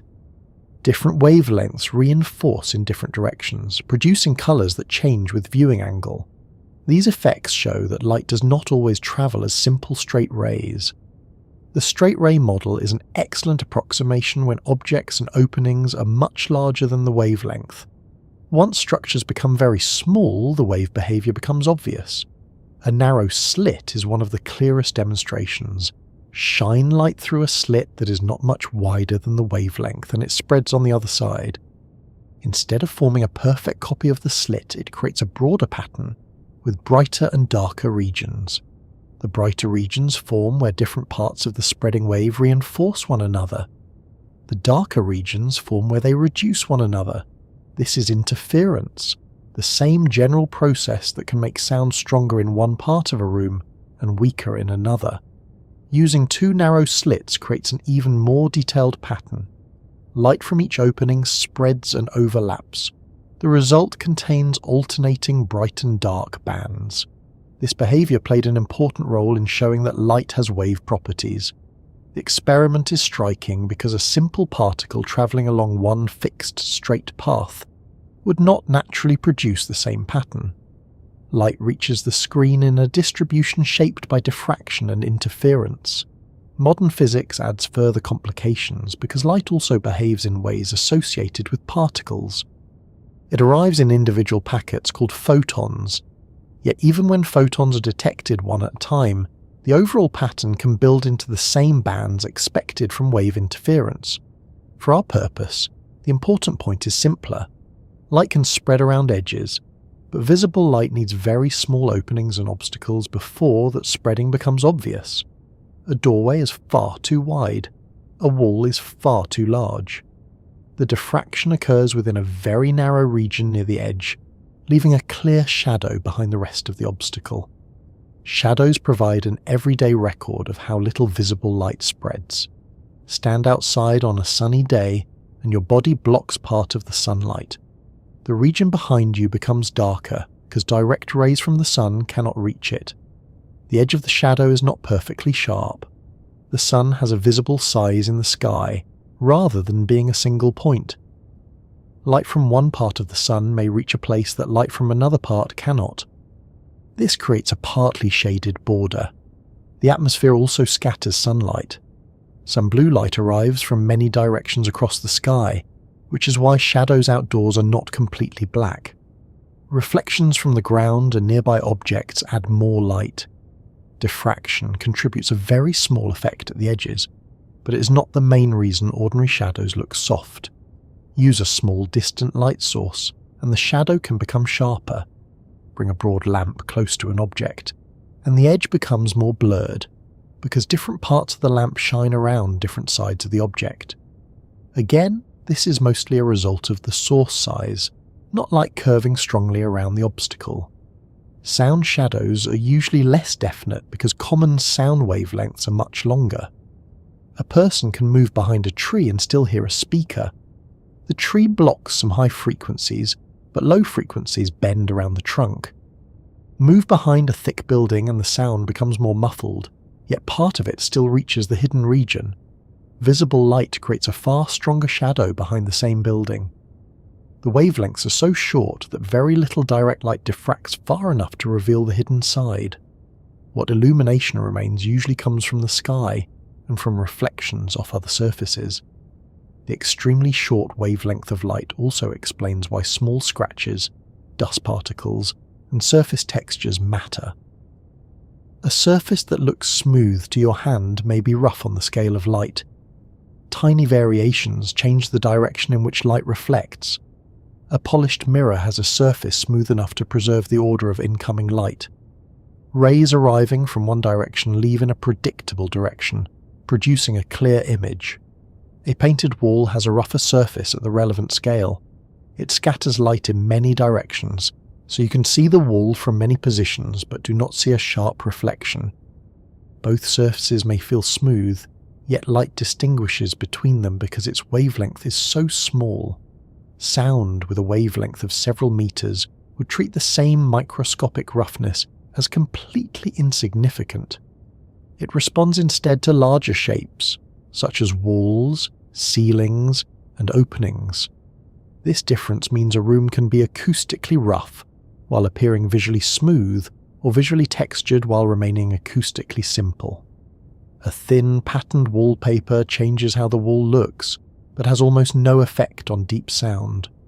Large shelves and furniture can scatter sound, while their smaller surface details make little difference. Very high frequency sound begins to respond to smaller features. Ultrasound can reflect from tiny boundaries that ordinary speech frequencies largely ignore. As the wavelength becomes shorter, the wave behaves more like visible light in its ability to reveal detail and form sharper shadows. Light itself comes in a wide range of wavelengths beyond the visible colours. Radio waves, microwaves, infrared, ultraviolet, X-rays, and gamma rays are all forms of electromagnetic radiation. They differ in wavelength and frequency, but they belong to the same family. Some radio waves have wavelengths comparable with buildings or hills. Those long waves can diffract around large obstacles, much as deep sound does. This is why a radio signal may reach behind a building or over part of a landscape even when there is no direct line of sight. Not all radio signals behave the same way. Shorter wavelength radio and microwave signals are more directional and more easily blocked. Some communication systems require a clear path between antennas because the waves do not bend strongly around terrain or buildings. A broadcast using longer wavelengths can spread into hidden regions more effectively. It may also interact with the ground, atmosphere, or upper layers surrounding Earth in ways that extend its reach. Engineers choose frequencies based on distance, available bandwidth, antenna size, environmental conditions, and the type of information being transmitted. This provides an important correction to the phrase that light does not bend around corners. Visible light usually does not bend enough for us to notice in ordinary situations. Longer wavelength electromagnetic waves can bend around large obstacles. The dividing line is not between sound and light. It is between long wavelengths and short wavelengths relative to the structures they meet. Infrared radiation sits just beyond red visible light. Some forms have wavelengths only slightly longer than visible light, so they still travel in nearly straight paths around ordinary objects. Thermal cameras cannot normally see around a solid corner simply because they detect infrared rather than visible light. They may detect warm air, reflections, or heat conducted through a surface, but the direct infrared radiation is still blocked. Using a slightly longer wavelength does not create enough diffraction to turn a building corner into a transparent obstacle. At much longer wavelengths, the behaviour changes more noticeably. Radio waves used for certain broadcasts can reach receivers that are hidden from the transmitter.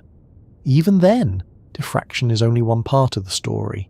Reflection, scattering, atmospheric effects, and transmission through materials may all contribute.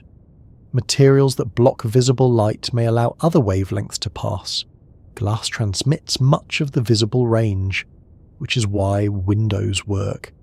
Some types of glass block parts of the ultraviolet or infrared range. Walls that are opaque to visible light may allow certain radio waves through, which is why wireless signals can travel between rooms. This is not because the radio waves always bend around the wall. Some energy may pass through the material. The electric and magnetic parts of the wave interact with the atoms and charges inside the wall. Depending on the wavelength and the material, the signal may be transmitted, absorbed, or reflected. Metal usually reflects radio waves strongly because its mobile charges respond to the incoming field. A metal enclosure can block wireless signals effectively. Concrete, brick, wood, plaster, and glass affect different radio frequencies in different ways. Water also absorbs some frequencies strongly, which matters because human bodies contain a great deal of water. Visible light interacts with materials differently. A wall absorbs and scatters it within a very short distance, making the wall opaque. A clear window has an internal structure that allows much of the visible light to pass without being absorbed. The same window can still reflect a portion of the light, which is why you may see your own face in it at night when the room behind you is bright. The fact that light travels almost straight does not mean its path can never curve. A lens bends light because light changes speed when it enters a different material. The direction changes at the boundary. This is refraction rather than diffraction. Air with varying temperature and density can also bend light gradually. Mirages appear when light passes through layers of air at different temperatures. The path curves, creating an image of the sky or a distant object in an unexpected position. Gravity can bend light as well. Massive objects change the geometry through which light travels. Light passing near a star, galaxy, or other large mass can follow a curved path. Astronomers use this effect to study distant objects whose light has been redirected by matter between them and Earth. These forms of bending are real, but they do not allow ordinary visible light to wrap neatly around a wall in your home. Refraction requires a change in the material through which the light travels. Gravitational bending requires enormous masses or extremely precise measurements. Diffraction at a wall edge remains tiny because the wavelength is so short. Engineers can guide light around curves using optical fibers. A fiber is a thin, transparent strand designed to keep light trapped inside. The light reflects repeatedly within the material and follows the shape of the fiber. This can carry information around corners, through buildings, and across oceans. The light itself is not freely diffracting around the bend. The fiber provides a controlled path. Without that structure, a beam leaving the fiber would continue approximately straight and would not follow a curved hallway. Periscopes also allow people to see around obstacles by using mirrors. Cameras can view hidden regions through lenses, reflective surfaces, or flexible fibers. These devices redirect light deliberately. They do not depend on strong natural diffraction around an ordinary corner. Researchers can sometimes reconstruct objects hidden from direct view by measuring faint light that is scattered from nearby surfaces. A pulse of light strikes a visible wall, scatters toward the hidden object, returns to the wall, and then reaches a detector. Careful timing and computation can estimate the object's position. This may sound like seeing around a corner, but the light is following a series of reflections. The technique works because detectors can measure extremely small and rapid changes. It does not mean visible light suddenly bends like a low note through a doorway. Our everyday experience is therefore shaped by two very different wavelength ranges. Sound waves are often large enough to interact with rooms as broad, spreading disturbances. Visible light waves are so small that rooms look like collections of huge boundaries. Sound fills spaces, bends around furniture, and leaks through openings. Light traces narrow paths, reflects from surfaces, and forms sharp images. That contrast affects how we explore our surroundings. Hearing warns us about events outside our field of view. Vision gives detailed information when a clear path exists. A noise from around a corner tells us that something is there. Once it appears, light reveals its shape, colour, distance, and movement with much greater precision. A person approaching through a hallway may be heard before being seen. Their footsteps contain low frequencies that bend through the opening. When they reach the doorway, visible light from their body finally travels directly to your eyes. The change from sound alone to sound and sight marks the moment the line of sight opens. Doors, walls, curtains, and furniture continually filter these two kinds of waves in different ways. A closed door may block the view completely while allowing a voice to remain understandable. A glass door may preserve the view while reducing the sound. A thick curtain may soften echoes but still transmit enough light to brighten the room. Each material and opening selects which wavelengths pass, reflect, spread, or disappear. Looking closely at those ordinary objects makes the physics less remote. The difference between hearing and seeing around a corner is present in every hallway, doorway, shadow, and muffled conversation. The next step is to follow those waves through familiar rooms and examine why a home can be visually divided by a wall while remaining connected by sound. The difference between hearing and seeing around a corner becomes especially clear inside a home. A wall can completely hide a person from view while doing a surprisingly poor job of hiding the sound they make. You may not be able to see someone preparing food in the kitchen, but you can hear cupboards opening, plates being moved, water running, and the unmistakable sound of a spoon being dropped at exactly the moment when everyone else has become quiet. A home is divided into rooms for visual privacy and practical use. but sound does not always respect those divisions. Doors have gaps, walls vibrate, floors connect one room to another, air moves through vents and hallways. Sound waves use all of these paths, sometimes at the same time. When someone speaks in a nearby room, part of the sound travels through the air toward the doorway. If the door is open, the waves spread through the opening and bend into the next space. Part of the sound strikes the wall and causes it to vibrate. Some energy passes through the material and creates a weaker sound wave on the other side. Other parts of the sound reflect from the ceiling, floor, and furniture before reaching the listener. What you hear is usually a mixture of all these routes. The direct path may be blocked, but reflected, transmitted, and diffracted sound still arrives. Your brain combines it into one experience and usually identifies the source as a person speaking in the next room, rather than as several slightly delayed copies arriving from different directions. An open door creates the easiest route. Air can move freely through the opening, so a large portion of the sound passes into the next room. Once it reaches the doorway, the wave spreads outward. A listener does not need to stand directly in front of the opening. Lower frequencies bend toward the sides and reach positions that are hidden behind the wall. Closing the door removes most of that open path, but the sound does not disappear immediately. A typical interior door is not perfectly sealed.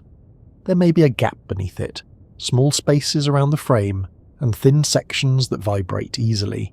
Sound can pass through all of them. The gap beneath the door is often more important than it looks.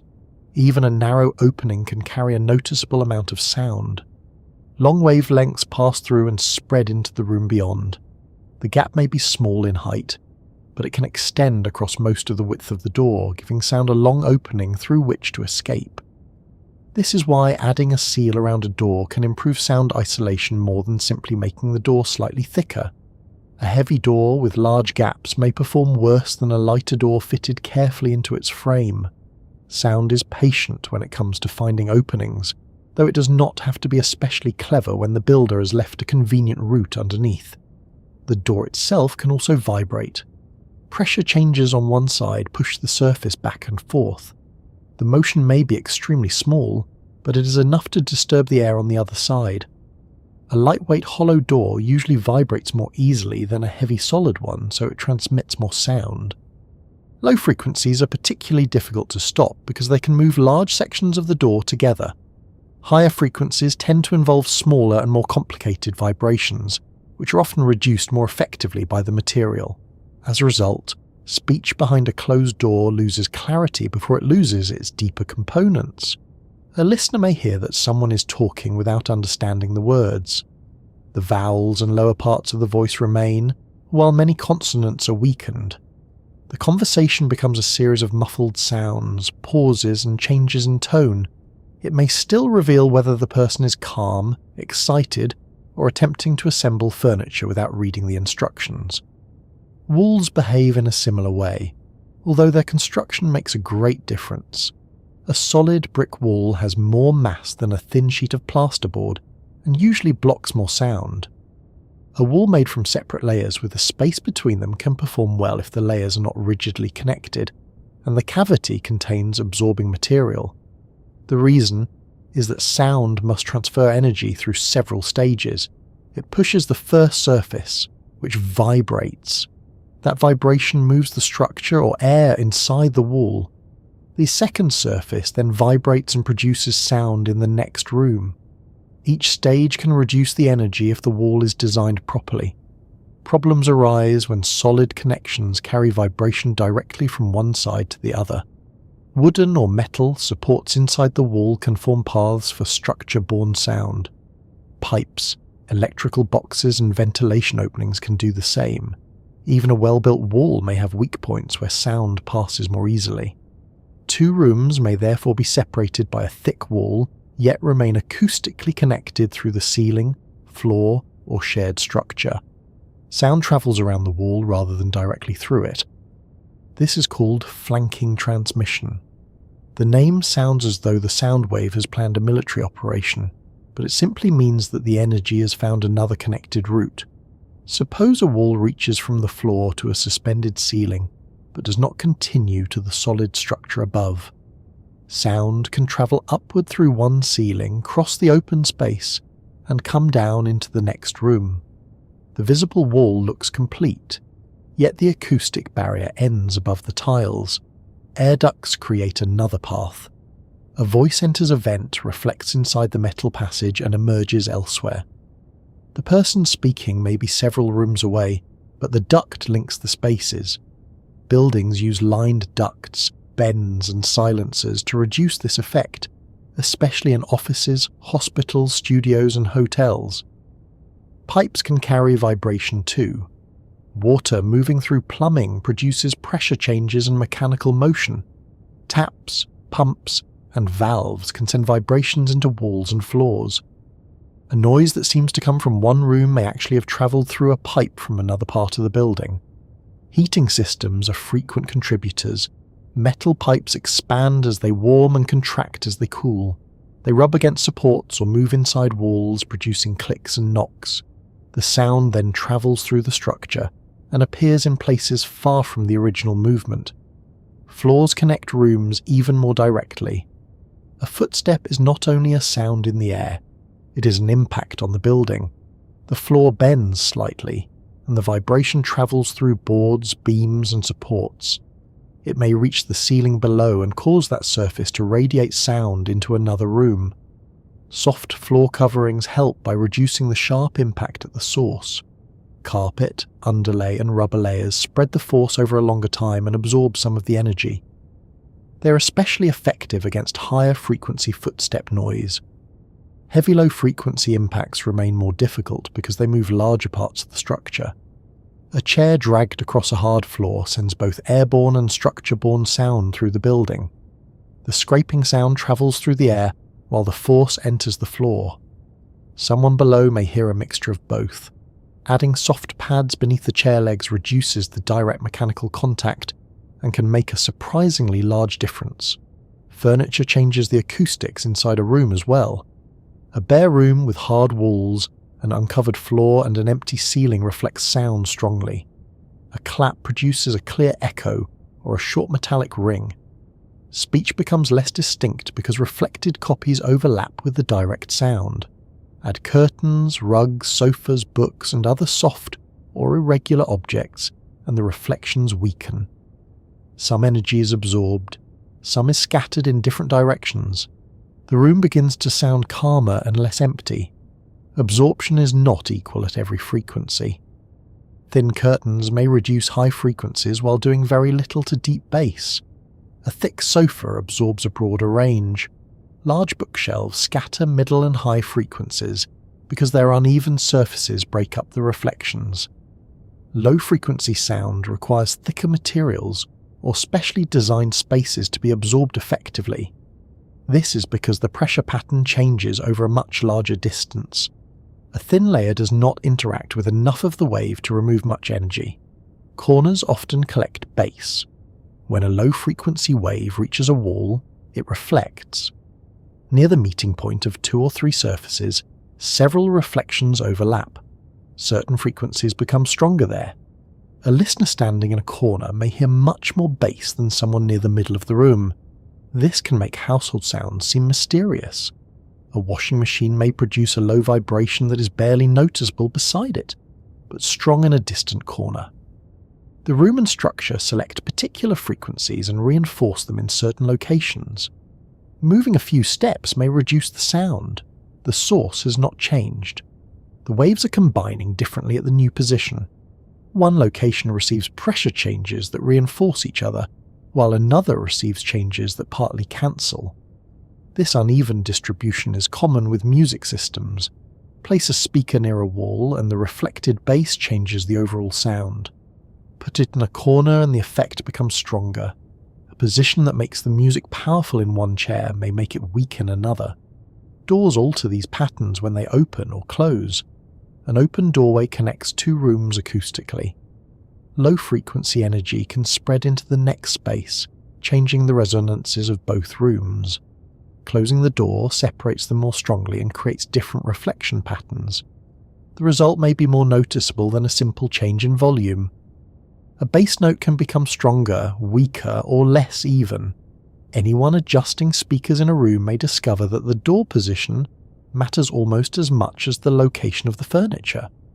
Curtains and carpets are often described as soundproofing, but they mostly improve the sound within a room rather than preventing sound from leaving it. They reduce echoes and high-frequency reflections. They do not add enough mass to block deep sound passing through a wall. True sound isolation requires controlling transmission paths. Heavy layers, sealed gaps, separated structures, and absorbing cavities are more effective. The goal is to stop air movement and reduce vibration from one surface to another. A recording studio uses these ideas carefully. Walls may contain several layers with gaps between them. Floors may be isolated from the main structure. Doors are heavy and fitted with seals. Ventilation systems include bends and absorbing linings. Each possible path is treated because sound only needs one weak route to escape. A small hole can reduce the performance of an otherwise strong barrier. Air moves through the opening, carrying pressure changes with it. Electrical outlets placed back to back on opposite sides of a wall can create a direct path. A gap around a pipe can do the same. Light is much easier to block in this respect. A thin opaque sheet can stop visible light almost completely. It does not need great mass or several isolated layers. Cardboard, fabric, paint, or a closed door can create a strong visual barrier. The difference comes from how visible light interacts with the material. The light is absorbed or scattered within a very short distance. It does not usually make the entire wall vibrate and create a new visible wave on the other side. The wall becomes dark because direct light cannot pass through or bend far around it. A curtain provides a useful comparison. A heavy curtain may reduce echoes and soften some outside noise, but it does not make a room silent. The same curtain can block much of the visible light from a window. It is a better visual barrier than an acoustic one. A thin blind may block the view while allowing voices, traffic, and birdsong to enter almost unchanged. Light has been stopped because the material is opaque at visible wavelengths. Sound continues because the blind is light, flexible, and surrounded by gaps. Glass produces the opposite experience. A window allows visible light to pass, preserving the view, yet it blocks part of the sound. The glass reflects some sound and vibrates in response to the rest. Thick or layered windows reduce transmission more effectively. Double glazing uses two sheets separated by a gap. The arrangement makes it harder for sound to transfer from one side to the other. Different glass thicknesses can help because they do not respond equally to the same frequencies. Sealed frames prevent sound from passing around the edges. Even so, low-frequency traffic noise may remain audible. The large, slow pressure changes can make the window and surrounding structure vibrate. A passing lorry may produce a rumble that seems to enter the room without any clear point of arrival. Shadows show how effectively ordinary objects block light. Put a chair between a lamp and a wall, and the chair produces dark shape. The direct light cannot reach the region behind the chair.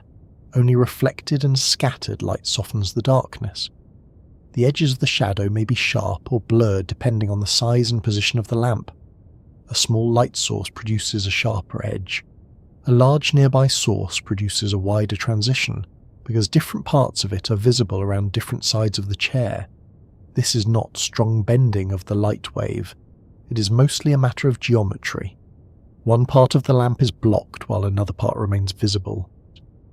The overlapping regions create partial shadow. Sound rarely produces such a clear shadow behind a chair.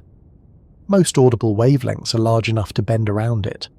High frequencies may be reduced directly behind the chair, especially if the chair is broad and covered in absorbing material. Lower frequencies continue with little change. A large sofa can affect sound more noticeably. It absorbs some middle and high frequencies and blocks certain direct paths, yet deep sound still bends around it and passes through the room. The acoustic shadow is weak and incomplete. A building creates a stronger sound shadow because it is much larger. Stand behind it, and high-frequency noise from the street drops significantly. The low rumble continues around the sides and over the roof, Reflections from nearby structures may fill the hidden region further. The same building creates an almost complete direct light shadow. Sunlight does not bend enough around its edge to illuminate the hidden side. Light from the sky and reflections provide indirect brightness, but the direct beam is blocked. This difference affects the way we locate sources. A bright object must usually be within a clear line of sight or visible through a reflection. A sound source can be hidden behind several obstacles and remain detectable. A ringing telephone in another room may be easy to hear but difficult to locate precisely. The sound has passed through a doorway, reflected from walls, and travelled under doors. Your brain receives several paths and estimates the general direction. Once the phone is visible, light provides a much more exact location. Its shape and position become clear because light from each part of the object reaches different parts of your eyes along nearly straight paths. Smoke alarms use sound because the warning must reach people who are not looking at the device. A flashing light is useful but depends on line of sight.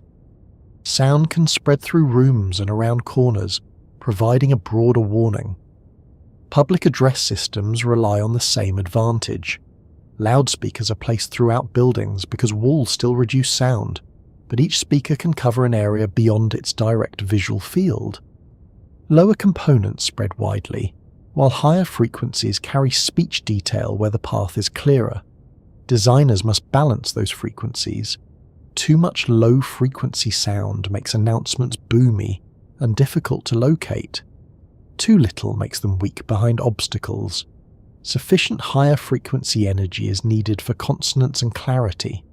Hospitals, schools, railway stations and airports present difficult acoustic conditions because they contain large hard surfaces and complex spaces.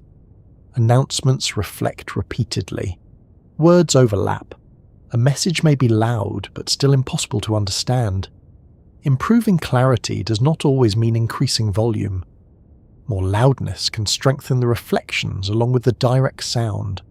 Better speaker placement, controlled direction, and sound-absorbing materials often help more. Restaurants show the same problem on a smaller scale. Hard floors, bare walls, glass, and closely spaced tables create many reflections. As people speak louder to overcome the noise, the overall level rises. Everyone then speaks louder again. Soft materials reduce this build-up. Ceiling panels, curtains, upholstered seating, and wall treatments absorb part of the sound. The room remains lively without forcing every conversation to compete with several hundred reflected copies of itself. Libraries are quieter, partly because people behave quietly, but the environment also helps. Books, shelves, carpets, and divided spaces scatter and absorb sound. A whisper weakens quickly compared with the same whisper in an empty hall. Kitchens often sound bright and noisy because they contain hard surfaces. Tiles, metal appliances, stone counters, and glass reflect high frequencies strongly. The clatter of dishes becomes sharp and clear. Low appliance hums travel through cabinets and floors. Bathrooms can sound even more reflective. A voice or running shower fills the small hard room with repeated reflections. Singing may seem fuller because the reflections support the voice. Whether it sounds better is a question the tiles are not qualified to answer. Bedrooms usually contain more soft material. Bedding, curtains, rugs, and clothes absorb sound. The room feels quieter and less echoing. Deep sounds from outside may still enter, because the soft furnishings do little to stop walls and windows from vibrating. Night makes distant noises seem more noticeable for several reasons. Background activity decreases, so quieter sounds are no longer masked. The atmosphere may also bend sound toward the ground under certain temperature conditions. A distant road or railway can become clearer. Inside the home, appliances that were ignored during the day suddenly become obvious. A refrigerator cycles on, pipes click, a clock ticks. The building has not necessarily become louder. The competing sounds have disappeared, leaving the smaller ones exposed. Masking is an important part of everyday hearing. One sound can make another harder to notice when their frequencies overlap. Traffic may hide a quiet conversation. Running water may cover footsteps. A fan may make outside noises less distracting by producing a steady background sound. Closing a window reduces some traffic frequencies and changes the balance. High-frequency tyre noise often drops sharply, while low engine rumble remains. The remaining sound may be quieter but also duller. Opening the window restores the direct airborne path. High-frequency detail returns, and individual vehicles become easier to locate. The change resembles opening a door between rooms, though the source may be much farther away. Weather affects these paths. Rain produces sound on roofs, windows, leaves and ground. It also masks other noises. Dense fog does not block sound in the same way a wall does, despite the common impression that fog makes everything quieter. The quieter feeling often comes from reduced activity, softer surroundings, and changes in atmospheric conditions rather than the droplets absorbing large amounts of audible sound. Snow can make an environment genuinely quieter. Fresh snow contains many air spaces and has a soft, irregular surface. It absorbs and scatters sound, especially higher frequencies. Reflections from the ground weaken, producing a subdued acoustic environment. At the same time, low-frequency sounds can still travel. A distant vehicle may be heard as a soft rumble, while sharper details disappear. Once again, the surroundings filter the sound according to wavelength. Every door, wall, floor, and piece of furniture changes the wave field. Some objects block direct paths. Others reflect, absorb, transmit, or scatter energy. Openings let sound pass and spread. Connected structures carry vibration into hidden spaces. Light meets the same rooms but experiences them on a very different scale. Opaque objects create clear shadows. Openings preserve narrow lines of sight. Reflections provide indirect illumination, but strong diffraction remains confined to very small regions near edges. There are situations, however, where the spreading of visible light can no longer be ignored. Make an opening narrow enough, use an edge fine enough, or observe the pattern carefully enough, and light begins to reveal the same wave behavior that sound displays so openly in a doorway. The shadow stops being perfectly simple, and faint bands and blurred edges begin to show what the light wave has been doing all along. There, visible light bends around every edge it meets, but under ordinary conditions the effect is so small that our eyes treat the light as though it had continued in a perfectly straight line. A wall casts a shadow. A closed door blocks the view. A person standing around a corner remains hidden. None of this means that light has stopped behaving like a wave. It only means that the wavelength is extremely small compared with the objects and openings around us. To make the bending obvious, the scale of the experiment must be reduced. The opening has to become very narrow, the obstacle has to become very fine, or the light must travel far enough for the slight spreading to grow into something visible. Once those conditions are arranged, light begins to show the same general behavior that sound demonstrates every time it passes through a doorway. Imagine shining a beam of light through a wide opening in a dark room. A bright region appears on the wall beyond it. The edges may be slightly soft because the source has some size and the optical equipment is not perfect, but the overall result looks like a simple projection of the opening. Most of the light continues forward. Make the opening narrower and the bright region becomes thinner.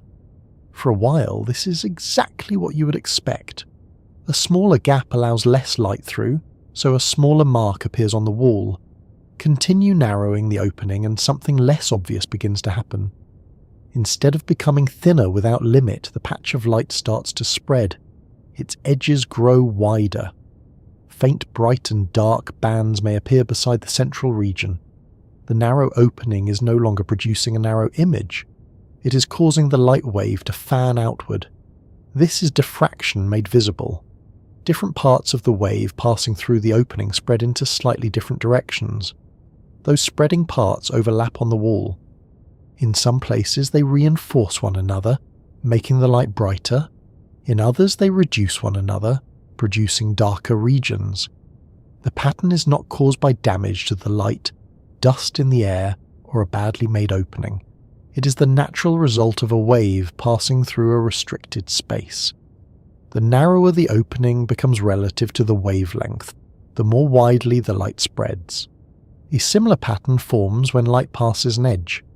Place a fine object in a beam of light and examine the shadow carefully. The boundary is not always a simple division between brightness and darkness. Very close to the edge, faint bands can appear. A small amount of light is spread into the shadow, while overlapping waves create variations in brightness. These bands are usually too fine and too faint to notice in an ordinary shadow. Sunlight, room lighting, and most lamps contain many wavelengths arriving from a source with a noticeable size. Their individual diffraction patterns overlap and blur together. Reflections and scattered light further soften the result. A controlled experiment uses light with a narrow range of wavelengths and a source that produces an orderly wavefront. A laser is useful because its light is highly organized and concentrated.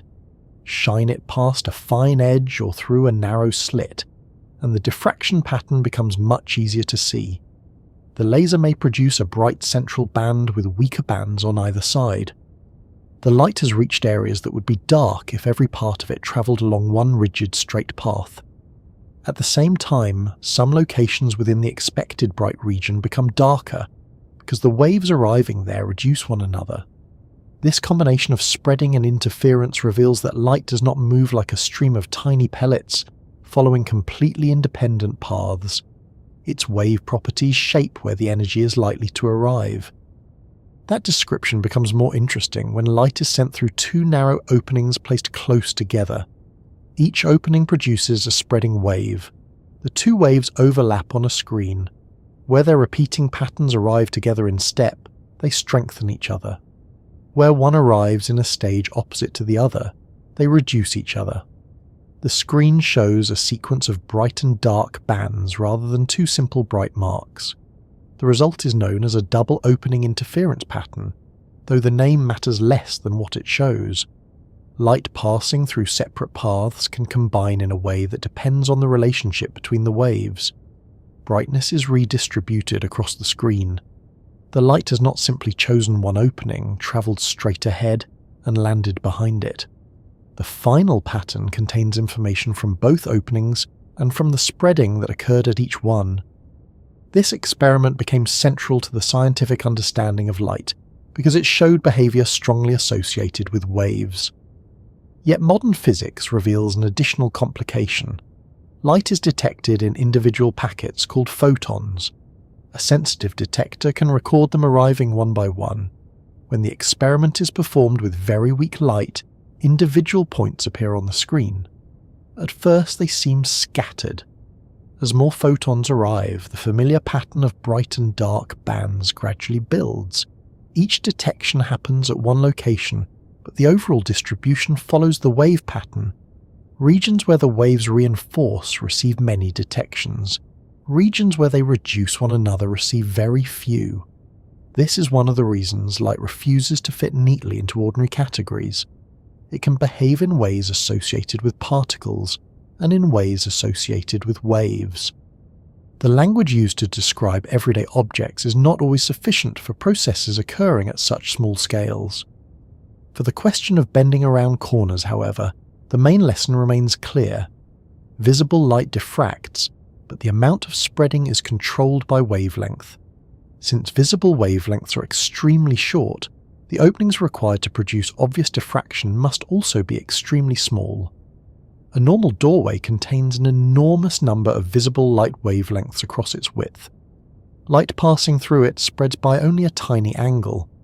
Across a hallway or room, this spreading is too small to carry a useful image far behind the wall. A deep sound wave may be comparable with the width of the doorway. It spreads through a large range of directions and reaches someone standing well to the side. The difference between the two waves is not a difference in basic rules, it is a difference in scale. This becomes apparent when visible light is compared with longer forms of electromagnetic radiation. Radio waves belong to the same family as visible light, yet some have wavelengths measured in meters. When those waves encounter buildings, hills, and large openings, noticeable diffraction occurs. A radio signal can sometimes reach a receiver behind a building, even though visible light from the transmitter cannot. The building may be comparable with the radio wavelength, but unimaginably large compared with the wavelength of visible light. The radio wave spreads around the edge. Visible light also spreads, but so slightly that the hidden receiver remains in a deep optical shadow. Microwaves usually have shorter wavelengths than many broadcast radio waves. They can be directed into narrower beams and may require a clearer path between transmitter and receiver. A large obstacle can block them more effectively. This is why some communication antennas need a direct view of one another. A hill, building, or even dense objects near the path can weaken the signal. Longer radio waves may bend around the same obstacle more successfully. Wireless signals inside a building arrive through a mixture of diffraction, reflection, scattering, and transmission through materials. A signal may pass through a wall, bounce from metal surfaces, move around a doorway, and reach a device along several paths. Those paths can reinforce or reduce one another, creating places where reception is strong and others where it is unexpectedly weak. Moving a device a short distance can change the signal because the overlapping waves meet differently at the new position.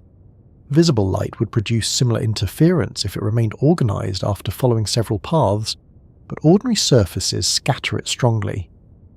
The fine pattern becomes too complicated and changes over distances much smaller than we normally notice. The short wavelength of light gives it remarkable sensitivity to tiny structures. A surface does not need a doorway-sized opening to redirect visible light. Grooves too small to see individually can create strong patterns. A diffraction grating contains many closely spaced lines or grooves. Each one affects the passing or reflected wave. Light from all the grooves overlaps, and different wavelengths are sent into different directions. White light contains a range of visible wavelengths. When it meets the grating, red light is redirected at a slightly different angle from blue light. The colours separate into a spectrum. A compact disc acts like a reflective grating, because its tracks are arranged with very small spacing. Tilt the disc beneath a lamp and bands of colour move across the surface. The colours were already present in the white light. The track pattern separates them through diffraction and interference. The effect changes as the viewing angle changes because the distance travelled by light from neighbouring tracks changes. At one angle, a particular colour reinforces strongly. At another, a different wavelength takes its place. Some animals produce colour in a related way. Their feathers, scales, shells, or wings contain structures comparable with visible wavelengths. These microscopic arrangements reflect certain colours more strongly than others. The colour may shift as the animal or observer moves. This is called structural colour. It differs from colour produced mainly by pigments, which absorb some wavelengths and reflect others through their chemical properties. A blue feather may contain no blue pigment. Its internal structure can scatter and reinforce blue wavelengths while reducing others. The result looks bright and saturated because the colour is created by an organised physical pattern.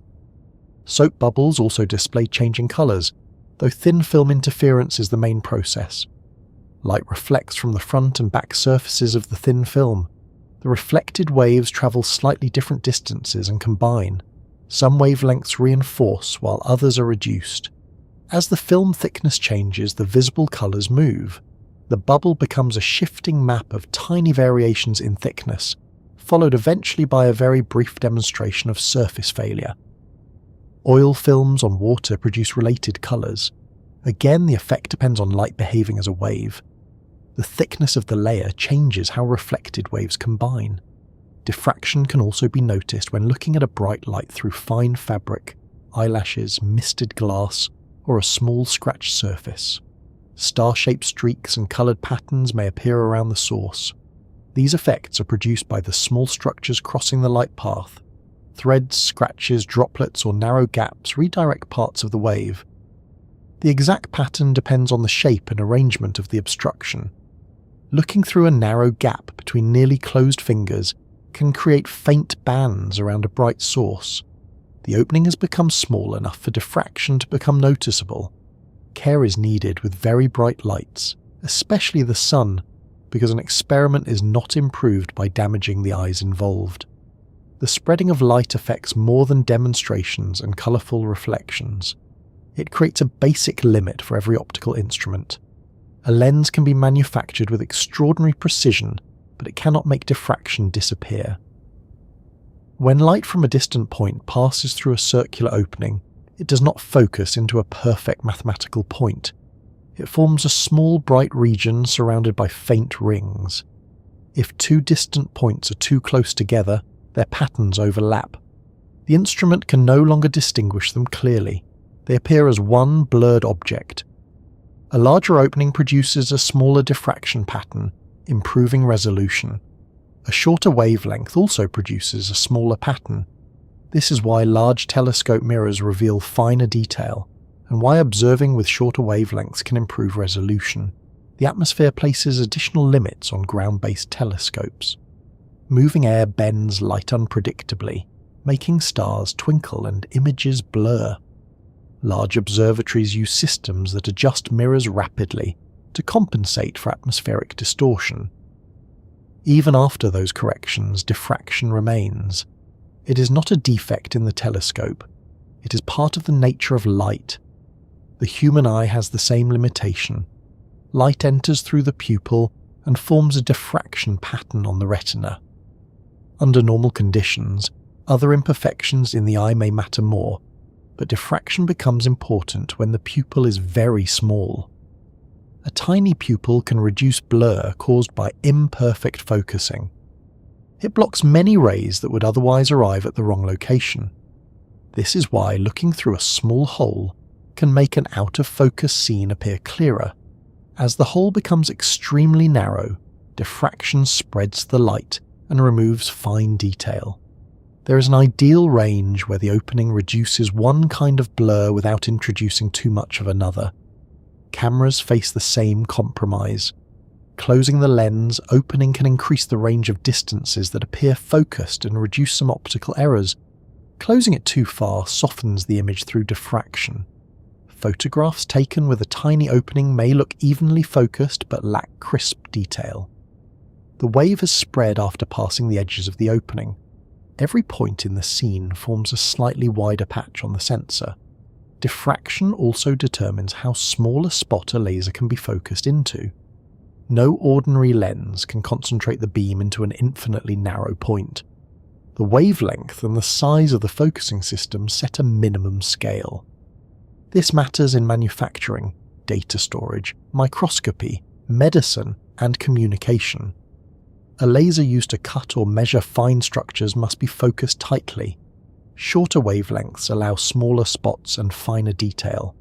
Optical discs store information in tiny features.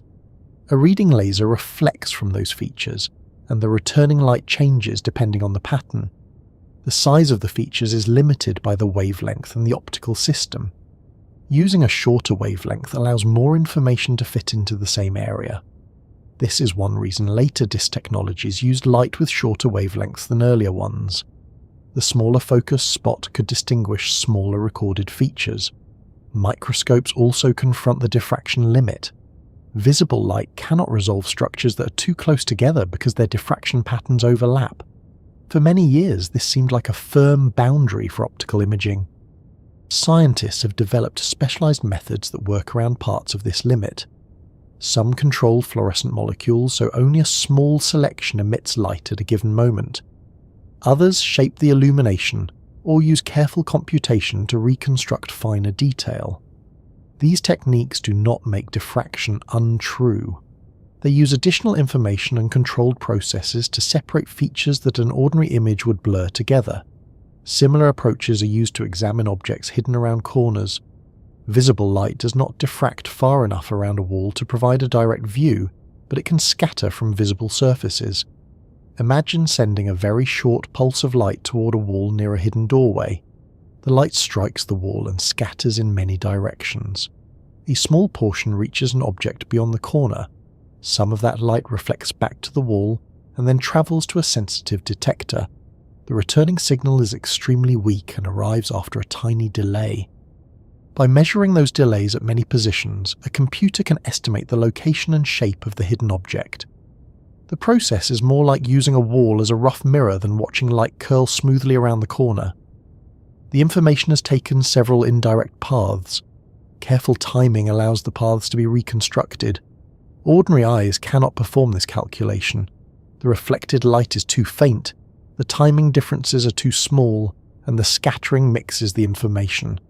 Special detectors and computers are needed. Still, the technique demonstrates that the absence of direct sight does not mean no light has reached the hidden region. Rooms contain complicated networks of reflections, just as they contain complicated sound paths. The difference is that sound diffraction provides useful information around an ordinary corner without specialized equipment. Your ears can detect the spreading wave directly. Visible light requires controlled reflections, tiny structures, long distances, or very sensitive measurements before its less obvious behavior becomes useful. There are also natural situations where the small diffraction of light grows over enormous distances. Light from a distant star passes through the opening of a telescope and forms a diffraction pattern. Since the star is so far away, it appears nearly point-like, making the pattern easier to observe. Astronomers sometimes place specially shaped masks inside telescopes to control diffraction. The goal may be to reduce the glare from a bright star so a faint planet nearby becomes visible. The edges of the mask create their own spreading patterns, so their shape must be designed carefully. Blocking the star is not enough. Diffracted light would leak into the surrounding image and hide the planet. Proposed space instruments may use large external shields positioned far from a telescope. The shield blocks direct starlight while its carefully shaped edges control diffraction. The telescope can then search for the much fainter light reflected from planets orbiting the star. An ordinary circular cover would create unwanted bright rings and patterns. A specialized outline distributes the diffracted light in a less troublesome way. Even at the scale of spacecraft and astronomical distances, the tiny wave nature of visible light remains important. Diffraction also appears when light passes through the small particles and droplets in the atmosphere. Some effects are better described as scattering, and the distinction depends on the size and arrangement of the particles. Small water droplets in clouds and fog redirect light in many directions. This is why a cloud looks bright from the side facing the sun, and why fog reduces visibility. The light no longer follows one clear path from the scene to the eye. Larger droplets in rain can separate colours through refraction and reflection, producing rainbows. Very small, evenly sized droplets can create additional coloured rings around the sun or moon through diffraction. These rings are easier to see when thin clouds contain droplets of similar size. Different wavelengths spread by different amounts, creating gentle colour separation near the bright source. The atmosphere, therefore, contains many reminders that light is a wave, though they can be hidden among reflections, refraction, and scattering. The precise name of the effect depends on what the light meets and how the paths combine. At a solid wall corner, however, the answer remains straightforward. Visible light bends only a very small amount because its wavelength is tiny compared with the edge. The hidden region receives almost no direct light from the object around the corner. Make the wavelength longer, and the spreading grows. Make the obstacle smaller, and the spreading grows. Allow the wave to travel a great distance after the edge, and even a tiny angle can become a visible displacement. This scale relationship connects a doorway filled with base, a coloured compact disc, a blurred microscope image, a radio signal behind a hill, and faint bands beside a narrow slit. Each case follows the same wave principle. The world appears divided into sounds that bend and light, that travel straight because human senses occupy particular ranges. Our ears detect wavelengths often comparable with the spaces we inhabit. Our eyes detect wavelengths far smaller than those spaces. Had our hearing evolved for much shorter sound waves, voices would create sharper acoustic shadows. Had our vision used much longer electromagnetic waves, ordinary objects would look less sharply defined, and seeing around edges might become easier. Instead, we live with two complementary systems. Hearing spreads beyond the line of sight and warns us about hidden activity. Vision depends on short wavelengths and gives us precise detail when an open path is available. The contrast is not an accident in the rules of nature. It is what the same rules produce when waves differ enormously in size. Following that idea beyond doors and laboratory slits reveals a wider pattern, because waves of every kind are continually crossing boundaries, entering shadows, carrying information, and extending our awareness past the nearest visible edge. Once the difference between sound and visible light is understood, the corner stops being a special case. It becomes one example of a rule that applies to waves across nature. Waves spread when they pass through openings. They move into shadowed regions when they travel around obstacles. The amount of spreading depends on the relationship between the wavelength and the size of whatever stands in the way. Sound makes this rule easy to notice because many audible wavelengths are comparable with doors, walls, vehicles, trees, and rooms. Visible light hides the same behavior because its wavelengths are extremely short. Radio waves, ocean waves, vibrations in the ground, and many other disturbances follow the same basic pattern at their own scales. A person speaking in a kitchen can be heard from the hallway because sound spreads through the doorway. A radio transmitter can reach a receiver behind a hill because some radio wavelengths bend around the landscape. Water waves spread after passing through the entrance of a harbour. Vibrations from an earthquake travel around and through large structures inside Earth. The materials, distances, and wave types are different, but the importance of scale remains. Consider a harbour protected by a wall with a narrow entrance. Ocean waves approach from outside and pass through the gap. On the sheltered side, the water does not remain calm only because it is not directly in front of the opening. Waves spread into the harbour after entering. The entrance behaves like a source of new, curved wavefronts. If the gap is wide compared with the wavelength, much of the wave continues in its original direction. Boats positioned to the side may experience less motion. If the entrance is narrow compared with the wavelength, the waves spread more widely, reaching a larger part of the harbour. Harbour designers must account for this. A wall that blocks direct waves may still allow significant motion through its entrance. The location, width, depth, and orientation of the opening affect how much wave energy reaches the protected area. Reflections inside the harbour add another difficulty. Waves can bounce from walls and combine with waves arriving through the entrance. Some locations may experience stronger motion because the waves reinforce one another. A harbour that appears protected from the outside can contain surprisingly active water under particular conditions. The same combination of diffraction and reflection occurs with sound inside buildings. A doorway allows sound to spread. Walls reflect it. Corridors guide it. Corners and connected rooms create multiple paths. What appears to be one simple noise may have travelled through the building in several ways. Roads and cities create larger versions of this problem. Traffic noise spreads around buildings, passes through gaps, reflects between hard surfaces, and enters streets that do not have a direct view of the vehicles. A narrow street between tall buildings can act as a sound channel. Engine noise and voices reflect from one side to the other.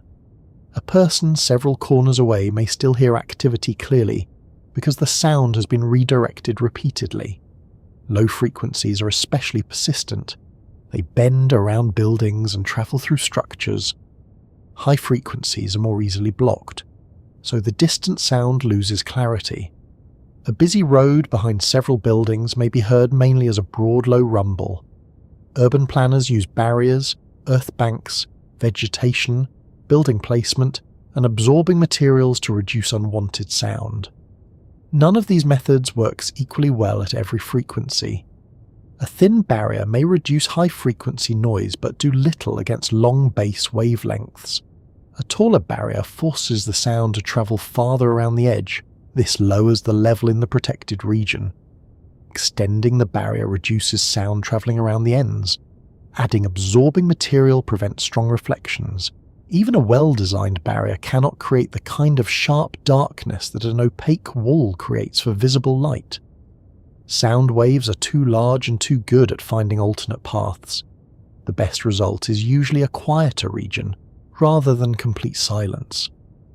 Radio communication presents a related set of choices. Some radio waves have very long wavelengths and can spread around large obstacles. Others have shorter wavelengths and behave more like narrow beams. Long wavelength broadcasts can reach behind hills and buildings more effectively. They are useful when broad coverage matters. Their large wavelengths require large antennas and may not carry as much information within the same range of frequencies.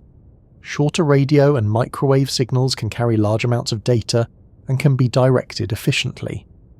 They are useful for mobile networks, satellite links, wireless communication, and radar. The disadvantage is that buildings, terrain, and other obstacles can block them more strongly. This is why a phone signal may weaken inside a building or behind a hill. The signal does not simply stop because radio cannot enter the area. Some of it reflects, some passes through materials, some scatters from surfaces, and some diffracts around edges. The strength of the phone depends on how those paths combine. Move the phone a small distance and the signal may improve. The new position changes the length of the different paths. Waves that reduced one another at the first location may reinforce at the second. Wireless networks inside homes face the same issue.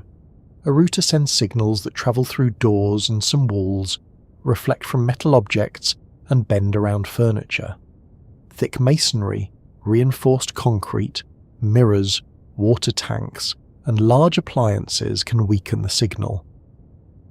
The shortest path is not always the strongest path. A signal may reach a room mainly through an open doorway and hallway, rather than directly through a thick wall. Placing the router higher or moving it away from large metal objects can change the available routes. The difference between radio and visible light also explains why a wireless connection can reach a device that the router cannot see. Both are electromagnetic waves, but their wavelengths are very different. The radio waves are long enough to interact with the building on a useful scale. Visible light is much more easily blocked. A person around the corner remains hidden because only a tiny amount of direct light diffracts around the edge. Reflected light may still carry information, but ordinary eyes cannot reconstruct a clear view from the weak mixture. Technology can recover some of that information. Sensitive detectors can measure light that has reflected from a wall, reached a hidden object, and returned. A computer can use the travel time to estimate where the object is. This type of system does not make the wall transparent. It uses indirect light paths in a controlled way. The method resembles echolocation, except it works with very short pulses of light instead of sound. Sound-based echolocation is already common in nature. Bats produce high-frequency calls and listen for reflections. Dolphins send clicks through water and analyze the returning sound. The delay reveals distance. Changes in strength and frequency reveal size, direction, movement, and texture. High frequencies are useful because their short wavelengths reflect from small objects. A low-frequency call would bend around an insect instead of producing a strong detailed echo. The bat needs a wave short enough to respond to wings and body shape. This shows the trade-off that appears throughout wave behavior. Long wavelengths bend well and travel into hidden regions, but they provide less detail. Short wavelengths create sharper shadows and better resolution, but they need clearer paths. Human hearing uses a mixture. Low frequencies help us notice sounds behind obstacles and across distances. High frequencies help us identify details and locate sources. A voice contains both. The lower parts spread around a corner. The higher parts carry much of the information needed to distinguish consonants. This is why speech from another room may be audible but difficult to understand. A warning system must account for this. A deep alarm tone can travel around obstacles, but it may be hard to locate. A higher tone provides clearer direction, but may be blocked more easily. Many alarms use a range of changing frequencies, so the signal remains noticeable under different conditions. Emergency vehicles use changing tones for similar reasons. Before the vehicle appears around a corner, the lower components bend into the street and provide an early warning. When the direct path opens, higher frequencies become stronger, and the siren becomes easier to locate. The sound seems to gain sharpness as the vehicle comes into view. It is not only getting closer, the obstacle has stopped filtering the short wavelengths. Animals use low frequencies when long-distance communication matters. Elephants produce deep calls that travel through the air and ground. The waves move around vegetation and uneven terrain. Other elephants can detect them at distances where higher calls would weaken more quickly. Large whales also use low-frequency sound. Water carries these waves efficiently across the ocean. Temperature and pressure create layers that can guide the sound over long distances. The same ocean can carry high-frequency clicks for shorter-range echolocation. The animal changes the type of sound according to the task. A long call reaches far. A short click reveals detail. Medical imaging uses this balance in a controlled setting. Ultrasound equipment sends high-frequency sound into the body. The short wavelength allows reflections from small boundaries between tissues. The equipment measures the returning echoes and builds an image. Lower-frequency ultrasound penetrates farther but produces less detail. Higher-frequency ultrasound produces finer detail, but loses strength more quickly. A doctor selects a suitable range depending on how deep the target lies and how much detail is needed. The same relationship between wavelength, penetration, and resolution appears again. Seismic waves from earthquakes show wave behavior on a much larger scale. An earthquake sends vibrations through Earth and along its surface. These waves reflect, bend, and change speed as they pass through different layers. Some waves travel through solid and liquid regions differently. By measuring when they arrive at stations across the world, scientists learn about structures deep inside the planet. Large boundaries inside Earth redirect the waves. Regions can form where certain waves do not arrive directly. Other waves bend into those areas or reach them by more complicated paths. The study of these patterns has revealed information about the core, mantle, and crust without requiring anyone to travel through them. That is fortunate, since the journey would be warm, slow, and difficult to explain to an insurance provider. The ground beneath a building also carries ordinary vibrations. Trains, construction equipment, industrial machines, and heavy traffic send low-frequency energy through soil and foundations. The vibration may emerge as sound inside a distant room. A wall built to block airborne noise may not stop this route. The energy has entered the structure from below. Reducing it may require isolating the machine, changing the foundation, or placing flexible materials between connected parts. Sound control therefore begins by identifying the path. Is the sound passing through air, through a gap, through a wall, around a barrier, or through the building itself? Treating the wrong path may produce little improvement. Adding soft panels to a room can reduce echoes, but may not stop a neighbour hearing music. Sealing a door gap may improve isolation more than covering a wall with thin foam. Moving a speaker away from the floor can reduce vibration in the room below. The physics becomes practical once the roots are understood. A sound that reaches around a corner is not performing one mysterious action. It may be diffracting through the doorway, reflecting from the opposite wall, travelling under the door and vibrating through the floor at the same time. Visible light also takes several paths through a room. It travels directly from lamps, reflects from walls, scatters from rough surfaces, passes through glass, and is absorbed by dark materials. The short wavelength keeps those paths precise enough for images to form. Light reflected from a mirror preserves direction and produces a clear view. Light scattered from a painted wall loses that orderly relationship and produces general illumination. A mirror can let you see around a corner because it redirects the light. The object is not visible through diffraction. Light travels from the object to the mirror and then to your eyes. A periscope uses two reflecting surfaces to create a controlled route. Optical fibers guide light through curves by keeping it inside a transparent material. Cameras placed around corners send images electronically. All of these systems provide a path that ordinary diffraction cannot.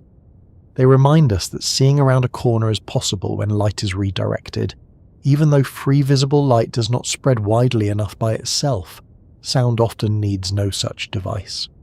The doorway and the air are sufficient. Its long wavelengths provide the spreading naturally. There are cases where sound can be made highly directional. A large speaker arrangement can control low frequencies by combining waves from many sources. High-frequency ultrasound can be sent in a narrow beam. Special systems can direct sound toward one listener while nearby people hear much less. This does not contradict diffraction. The equipment is designed around it. The size and spacing of the sources are selected so the waves reinforce in one direction and reduce in others. Light can also be shaped and controlled. Lenses focus it. Mirrors redirect it. Gratings separate wavelengths. Very small structures guide or scatter it in precise ways. Engineers who design antennas, speakers, microscopes, cameras, concert halls, hospitals and communication systems are all managing related wave effects. Their materials and frequencies differ, but they ask similar questions. How large is the wavelength? How large is the opening? Where will the wave spread? What will reflect it? What will absorb it? Where will different paths meet? These questions explain many small experiences. Bass can be heard through a wall because its long wavelength bends and transmits effectively.